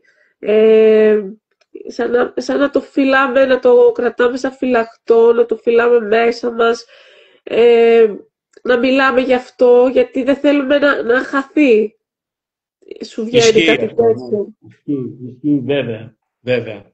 Εάν με ρωτήσεις, ήταν σκληρή η δουλειά μου, ήταν δύσκολη η δουλειά μου, είχε απίστευτες δυσκολίες και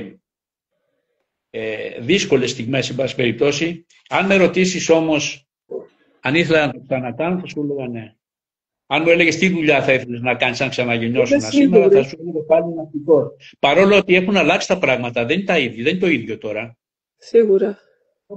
Μπορεί να ήταν λίγο πιο δύσκολες οι καταστάσεις μέσα, επειδή τα πλοία δεν είχαν τις ευκολίες που έχουν τα σημερινά, τα οποία είναι πλωτά παλάτια και έχεις τα πάντα μέσα στο βαπόρι. Όμως υπάρχει μια ειδοποιώς διαφορά, η οποία είναι πολύ σημαντική. Εκείνα τα χρόνια μπορεί να ταξιδεύαμε ένα μήνα στη θάλασσα για να πάμε από το ένα λιμάνι στο άλλο, όμως όταν φτάναμε στο λιμάνι μέναμε και μπορούσαμε να βγούμε, να γνωρίσουμε τον τόπο, να κάνουμε τις δουλειές μας, γιατί μας περιμένει πολλή δουλειά συντήρηση στο λιμάνι και όχι μόνον, αλλά παράλληλα έμενε και ο χρόνος. Αυτό το περιγράφω και στο διήγημά μου «Όπου λιμάνι και καημός», το Πάολα στη Βραζιλία αυτό, που θέλω να δείξω τις απαντοχές που έχει ένας ναυτικός, τις προκλήσεις. Ναι, το δικαιούται. Πίστεψέ με, το δικαιούται. Ναι, σίγουρα. Το δικαιούται αυτό, διότι αλλιώς θα εγκαταλείψει. Λοιπόν, εκείνα τα χρόνια είχαμε αυτές τις ευκαιρίες.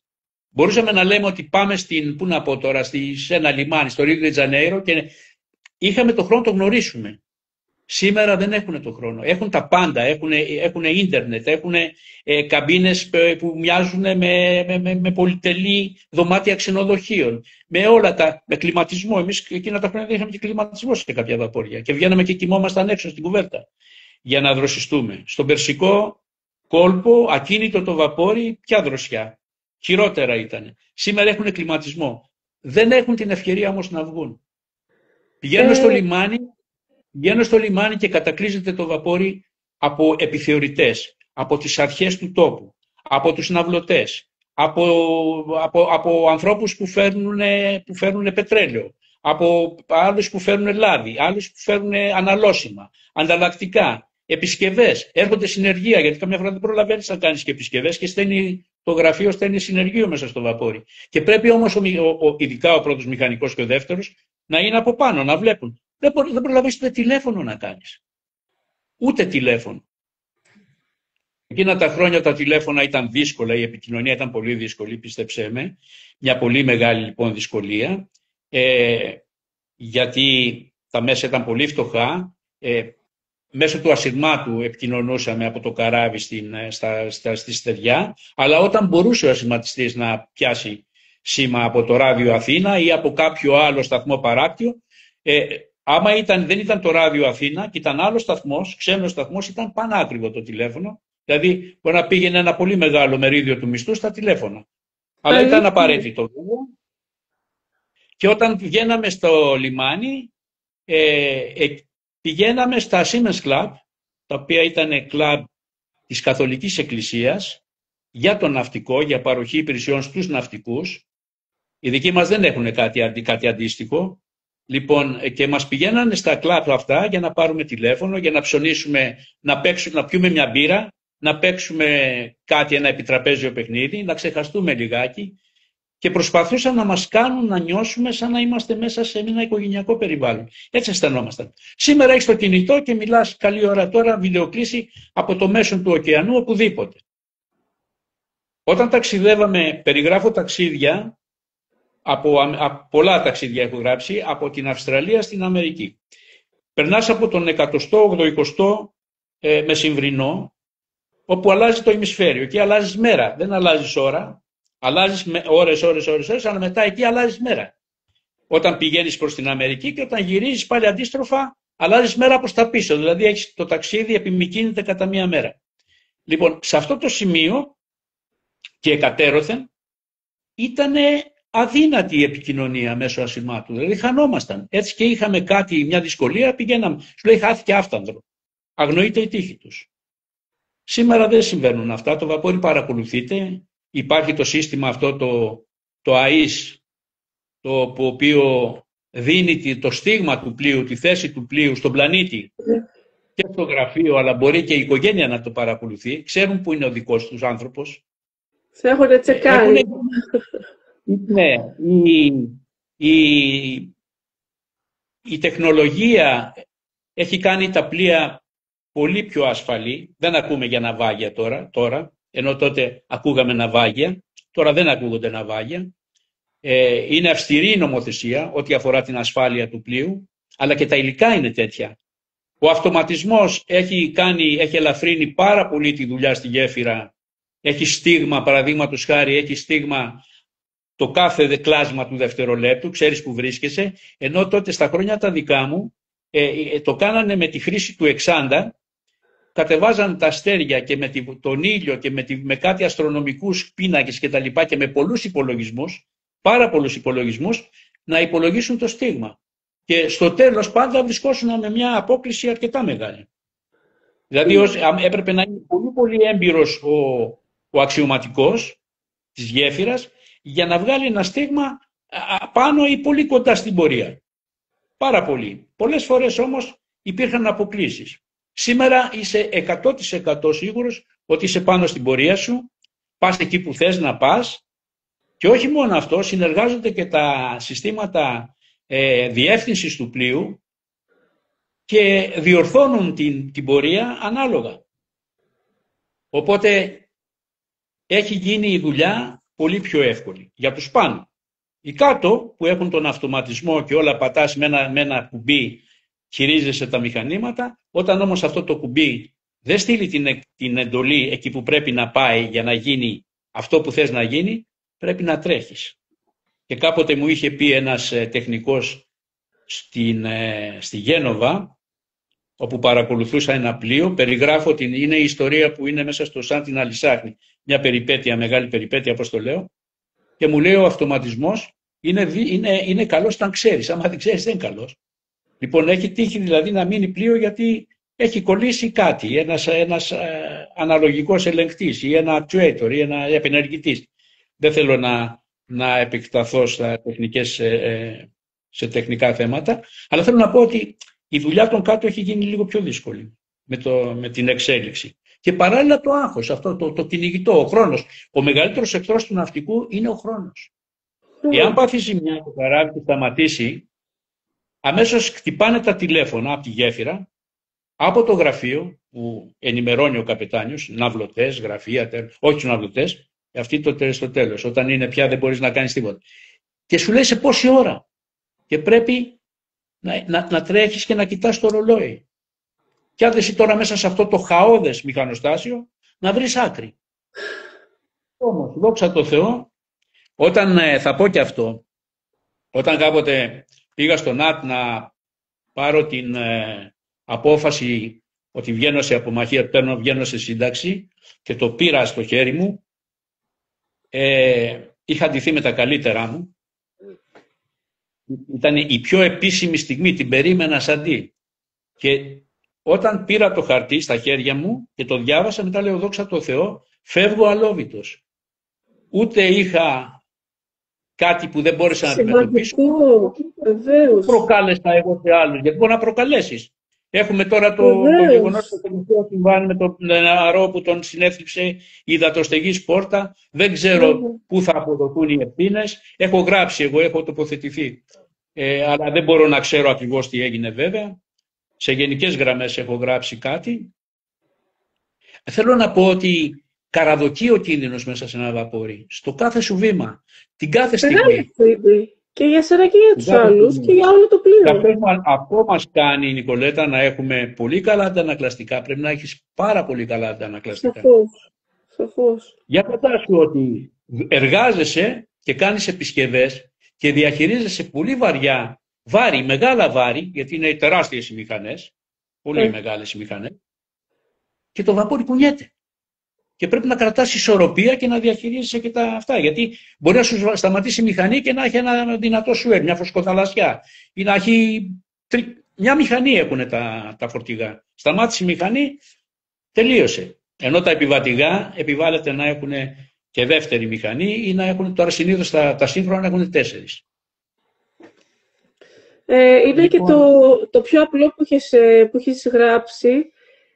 Σε αυτή τη φουρτούνα που είχατε με τους μάγειρες, πώς κρατάγανε τις κατσαρόλες, πώς ο άλλος κάηκε. Ο Κυκλώνας, το πρώτο μου βιβλίο. Η Αντάρα. Όχι, νομίζω εδώ είναι. Θα το βρω. Πάντως είναι πώς είναι η πρωτοχρονιά.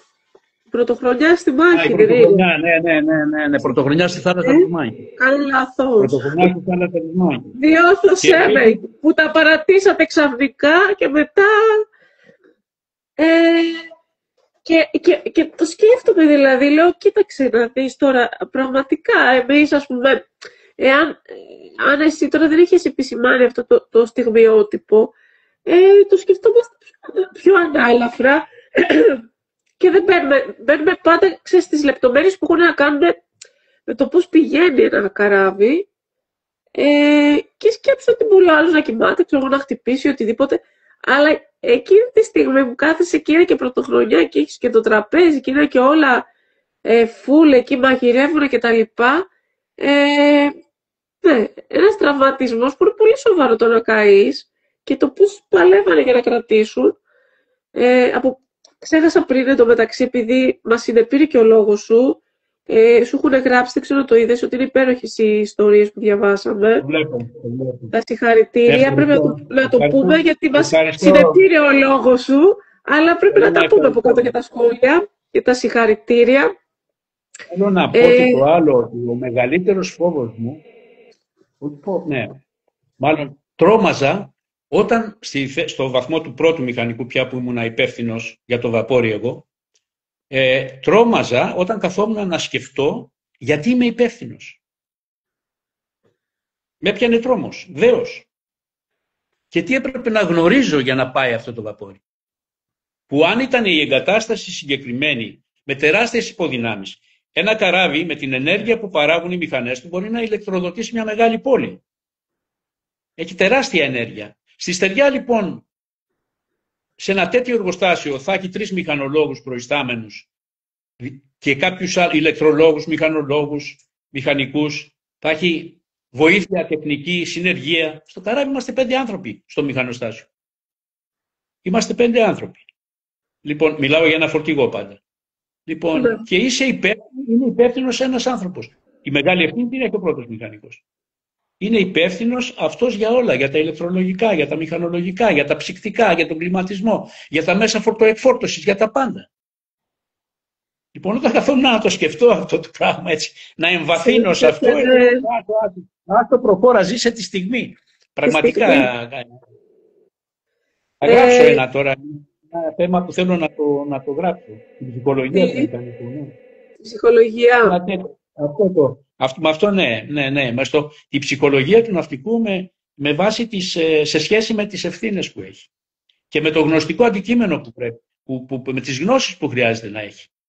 Ναι, γι' αυτό λέω, όταν έφυγα λέω εδώ. Θα είναι και ένας οδηγός αυτό, νομίζω, μέσα από Νομίζω ότι όλες οι ιστορίες είναι οδηγός. Νομίζω ότι όλες οι ιστορίες είναι ένας οδηγός. Είναι ένα εγκόλπιο, αυτά τα 3 βιβλία, είναι ένα εγκόλπιο γνώσης για έναν που σκέπτεται, ένα νέο άνθρωπο, που σκέπτεται να πάει στη θάλασσα, να ταξιδέψει, να κάνει καριέρα δηλαδή, και είναι και ένα μέσον για κάποιους να ταξιδέψουν στις δικές τους ιστορίες, θα αναγνωρίσουν μέσα στις σελίδες, σε μια λεξούλα, μπορούν να βρουν τον εαυτό τους, να δουν τη δική τους ιστορία. Έτσι είναι. Αυτό το θυμάμαι που το λέγαμε και στο πρώτο βιβλίο, έτσι που είχαμε μοιραστεί λίγο πιο προσωπικά κάποιες ιστορίες που είχες γράψει. Να πάω λίγο και σε αυτούς που ξεγλίστρησαν από το πλοίο, που δεν άντεξαν, που βρήκανε τον έρωτα της ζωής τους, που αφήσανε έρωτες σε άλλα μέρη, που δεν προχωρήσανε κάποιες αγάπες, κάποιες σχέσεις. Άλλο συναισθηματικό κομμάτι κι αυτό. Όχι, τη θάλασσα τη χρησιμοποίησαν κάποιοι για να κάνουν καριέρα και κάποιοι άλλοι τη χρησιμοποίησαν σαν μέσον για να επιτύχουν κάποιους στόχους. Λοιπόν, όπως είναι οι ιστορίες οι 3 που άνθρωποι οι οποίοι ξεκίνησαν, μπήκαν σε ένα βαπόρι, το χρησιμοποίησαν σαν μέσο για να φύγουν, αυτό δεν θες να πεις, και βγήκαν στην Αμερική για να κάνουν το όνειρό τους. Το American Dream που έχω στο δεύτερο βιβλίο, και είναι και νουβέλα. Αυτό είναι νουβέλα, είναι μεγάλο. Είναι η ιστορία του Βλάση, του Θείου Βλάντο. Θυμάσαι, ήταν το θέμα τότε... Το αλάτι που γνωριστήκαμε, εκδός αλάτι. Το αλάτι, ναι. Και είναι και η ιστορία του Σαμίρ, και αυτή είναι από εκεί. Αγαπημένο και αυτό. Το θέμα το είχε δώσει τότε η Γιώτα. Και ο Σαμίρ, ο Ινδονησιάνος, ο οποίος μπήκε στο βαπόρι, δούλεψε σκληρά, έκανε οικονομίες και μετά τα χρήματα αυτά τα χρησιμοποίησε για να κάνει κάτι άλλο στη στεριά. Του έμεινε όμως μέσα η αγάπη του για το καράβι, για τον Έλληνα. Τον αγάπησε τον Έλληνα. Αυτό το διήγημα το έχω ξαναδουλέψει στο βιβλίο μου, αυτό, και τα 2 αυτά διήγηματα. Τα έχω ξαναδουλέψει από Αλμύρα και Ατσάλη στην 3η έκδοση, γιατί θεωρούσα ότι είχαν κενά. Γενικά όλα τα έχω ξαναδουλέψει. Αυτό δεν ήθελες να πεις πριν? Και αυτό ήθελα να πω, αλλά ήθελα να πω και στα μέρη που βρισκόσασταν, κάποιες γνωριμίες ή κάποιες συναντήσεις οι οποίες δημιουργούσαν έρωτες, αγάπες, άλλοι μείνανε, άλλοι φύγανε και αφήσαν μια αγάπη εκεί, χωρίς να... Αυτό. Η ιστορία της αναφέρεσε στην ιστορία που εξελίσσεται στην Βιτόρια της Βραζιλίας από το Μανώλη. Είναι ο ήρωας ο Μανώλης, ένας κριτικός μηχανικός, δεύτερος μηχανικός, που ζει μια ιστορία, και είναι μια παράλληλη ιστορία αυτή που συμβαίνουν αυτές. Το κοχύλι μου έχει μείνει. Το κοχύλι, ναι. Το κοχύλι πάλι, το μισό είναι βιωματικό, το άλλο είναι όπως θα ήθελα να το ζήσω, αλλά δεν το ζήσα λόγω υποχρεώσεων και δεν το ζήσα, και τώρα το συμπλήρωσα. Γιατί μέχρι δηλαδή το σημείο της συνάντησης στο αεροδρόμιο. Μου το λες πάντως. Γιατί όχι. Και την πρόταση να μείνω στο Πουέρτο Ρίκο για να κάνω τις διακοπές, μέχρι εκεί είναι πραγματικό, βιωματικό. Από εκεί και πέρα το φτιάξαν. Άμα με βάλεις μέσα σε παιδάκια, θα δεις πόσα παραμύθια μπορώ να τους πω. Δεν έχω κάτσει να γράψω ακόμα. Εγώ δεν έχω άδικο που επιμένω σε κάποια πράγματα. Εγώ στο έχω πει χρόνια τώρα. Σε περιμένω. Και δεν σε περιμένω μένα, σε περιμένω με σιγά. Θες να το διαβάσεις αυτό το διήγημα, αν έχουμε χρόνο? Ναι, να το διαβάσω, γιατί όχι. Ό,τι θέλεις. Εγώ δεν μπορώ να σου χαλάσω χατήρι. Εγώ να το διαβάσω μπορεί να με πάρει. Θα σε πάρω όχι, δεν θέλω. Θέλω να περάσεις ωραία σήμερα. Είμαι καλύτερος ακροατής. Αλήθεια. Είναι σαν να οδηγεί ο άλλος το αυτοκίνητο και εσύ να είσαι συνοδηγός και να χαζεύεις το περιβάλλον. να πω όμως κάτι. Είναι πολύ μεγάλο νομίζω, ή δεν το θυμάμαι καλά. Είναι αρκετά μεγάλο. Δεν είναι. Όχι, δεν είναι. Αν νομίζετε ότι δεν έχουμε χρόνο. Δεν είναι. Πάντως είναι από τα διηγήματά σου το οποίο με έβαλε να σκεφτώ εάν ήσουν μέσα. Και γι' αυτό σου λέω μπράβο σου που το λες, γιατί κάπου εκεί, ξέρεις, λέω, είναι, δεν είναι, είναι μισό-μισό. Ναι, μισό-μισό. Δεν θα μπορούσε να ήταν ολόκληρο, γιατί αλλά δεν ήμουν σίγουρη. Όχι δέσμευση υποχρεωτική, είχα δέσμευση καρδιάς. Ήταν η καρδιά μου, τότε ήμουνα και νιόπαντρος σχεδόν. Εδώ χτυπούσε η καρδιά μου, οπότε με εγωίτευσε, μάλλον με κολάκευσε η πρόσκληση, αλλά δεν αποδέχτηκα. Τώρα πια μπορώ να γράψω, να φανταστώ τη συνέχεια και γι' αυτό την καταθέτω. Ωραία την καταθέτεις, ωραία τα λες. Εντάξει, να πούμε και φωτογραφίες τώρα που έχουμε δει και αυτά. Τι να κάνανε βρε Μιχάλη μου, ωραίος άντρας, ήσουν εγωιτευτικός. Τι να έκανε. Πάω παρακάτω τώρα εγώ. Καμιά γυναίκα δεν το δέχεται αυτό, ναυτικού εννοώ. Δεν το δέχεται ο άντρας είναι μακριά και είναι απειλαγμένος.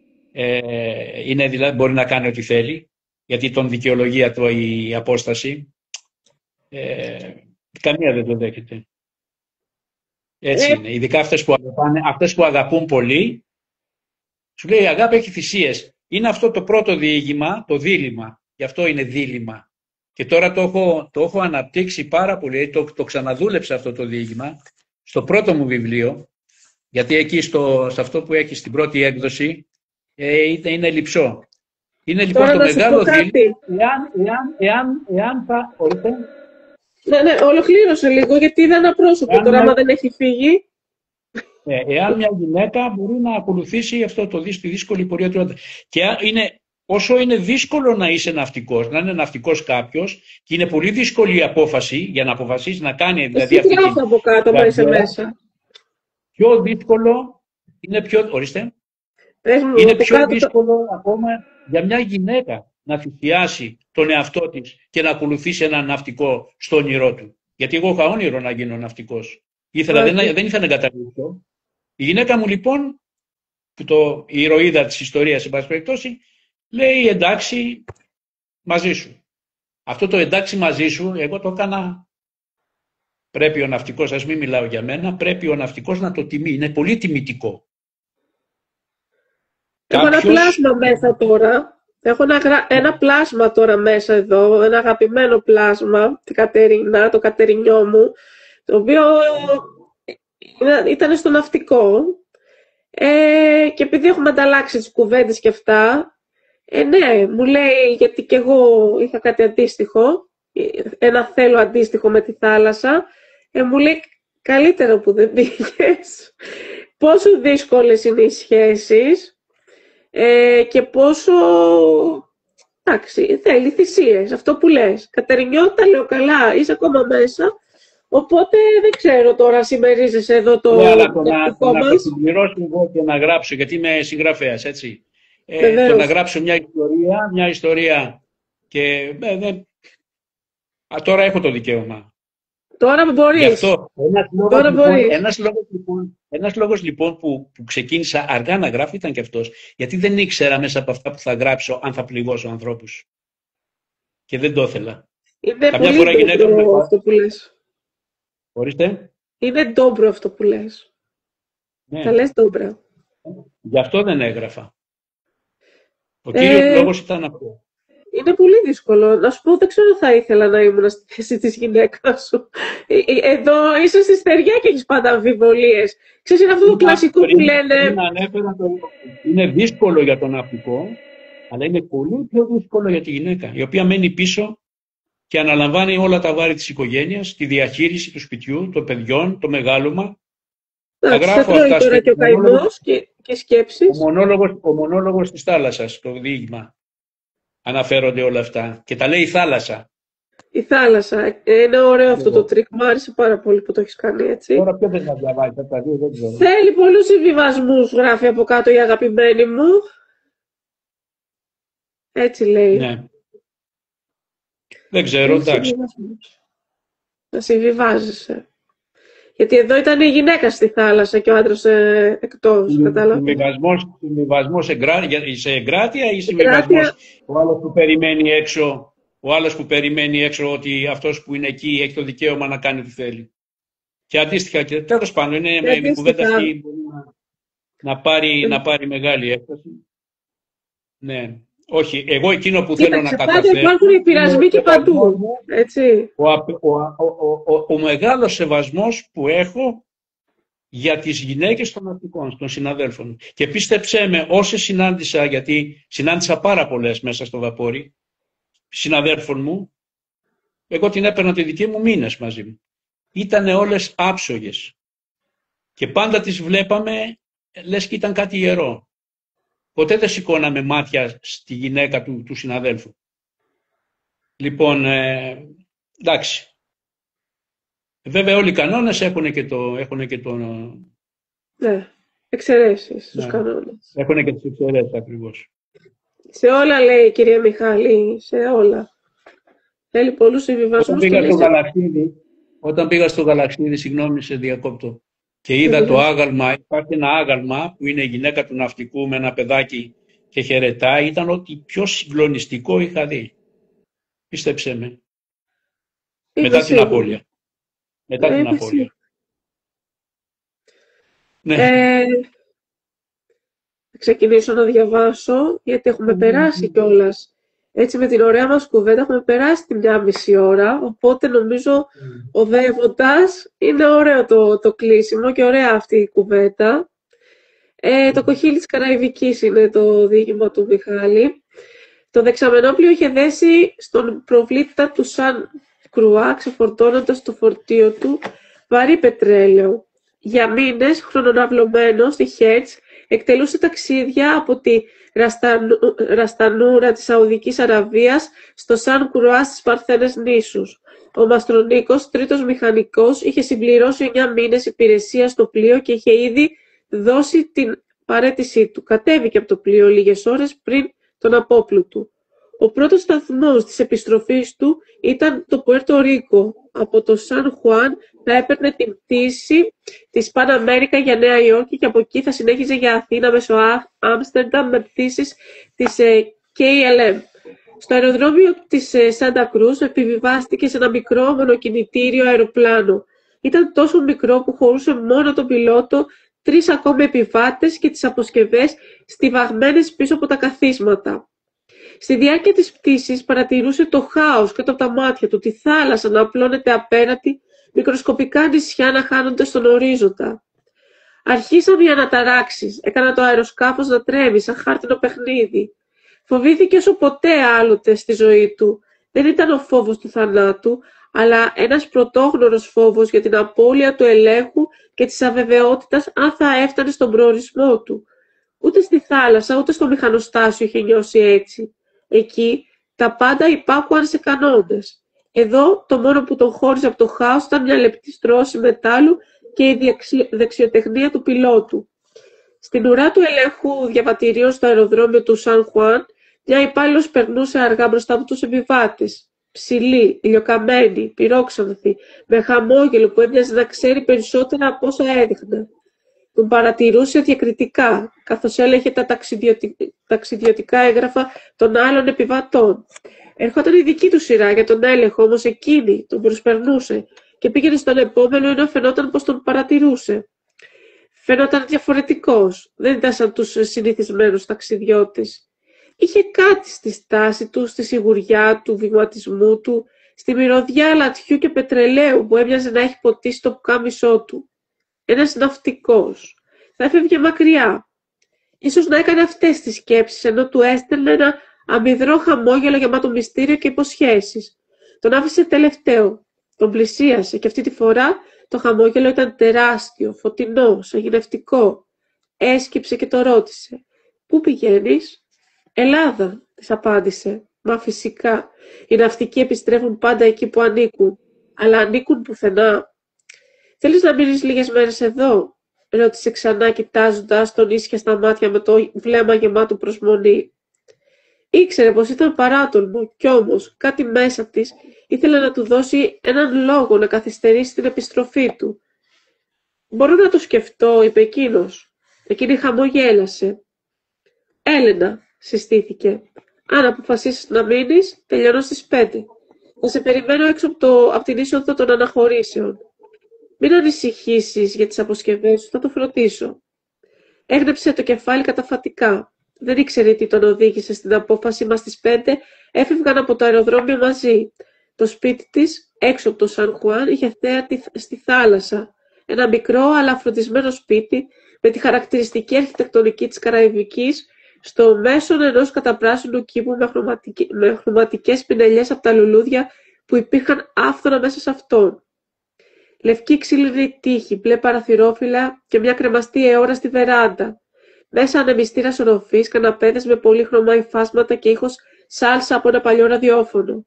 Η πρώτη νύχτα κύλησε ανάμεσα σε κουβέντες και ρούμι.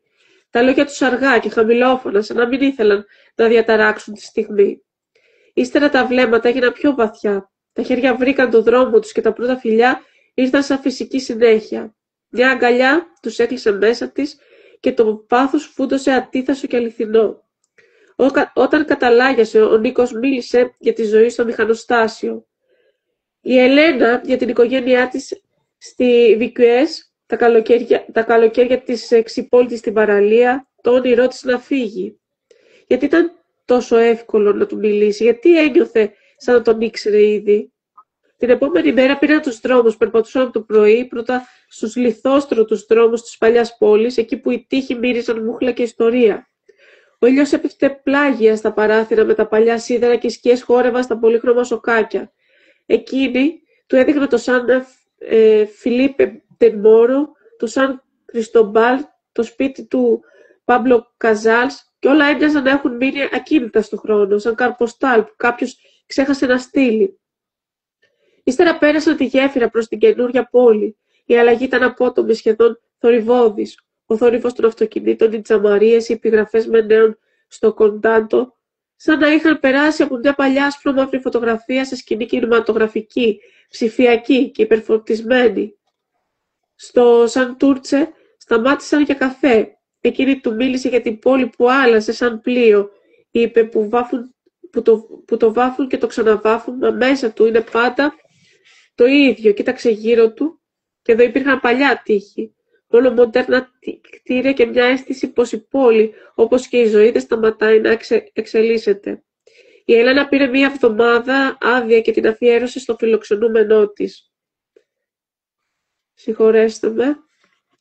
Με τον ξεσκέπαστο σκαραβαίο της τον πήγε παντού. Καστίγιο Σαν Φελίπε Ντεμόρο, τροπικό δάσος Ελγουίν και το σπήλαιο των Ινδιάνων, η φωταυγή,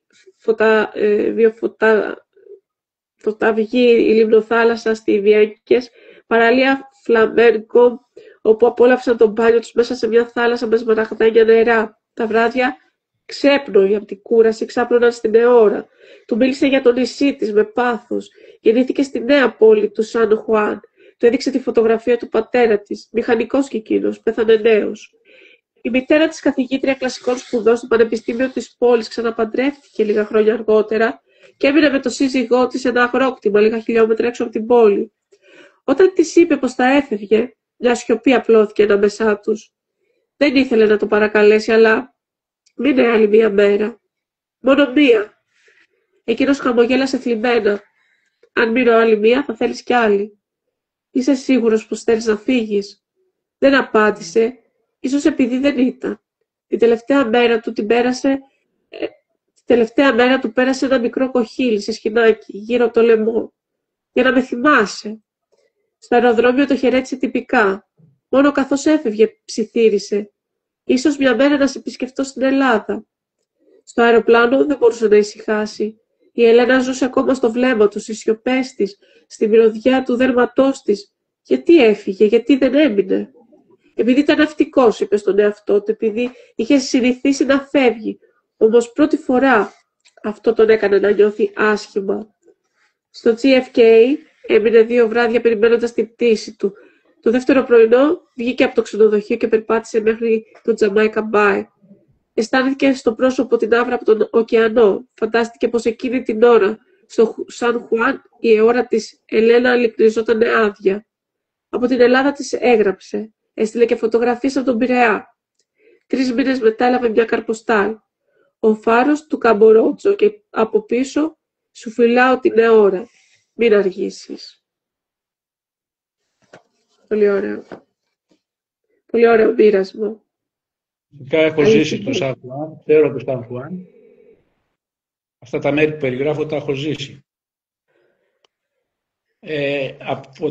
Τα είπα πριν, ότι μετά την αποδοχή και την εμένα ήταν άρνηση η απάντησή μου, αλλά τα υπόλοιπα είναι συγγραφική αδεία.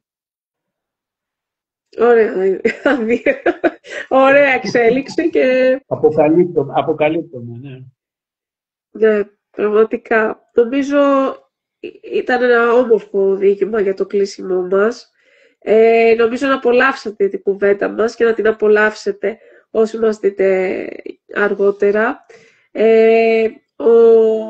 Ο Μιχάλης Τριανταφύλου μέσα από τις εκδόσεις Νέα Διάσταση μας αφηγήθηκε σήμερα ιστορίες από τη θάλασσα, από τα βιώματά του.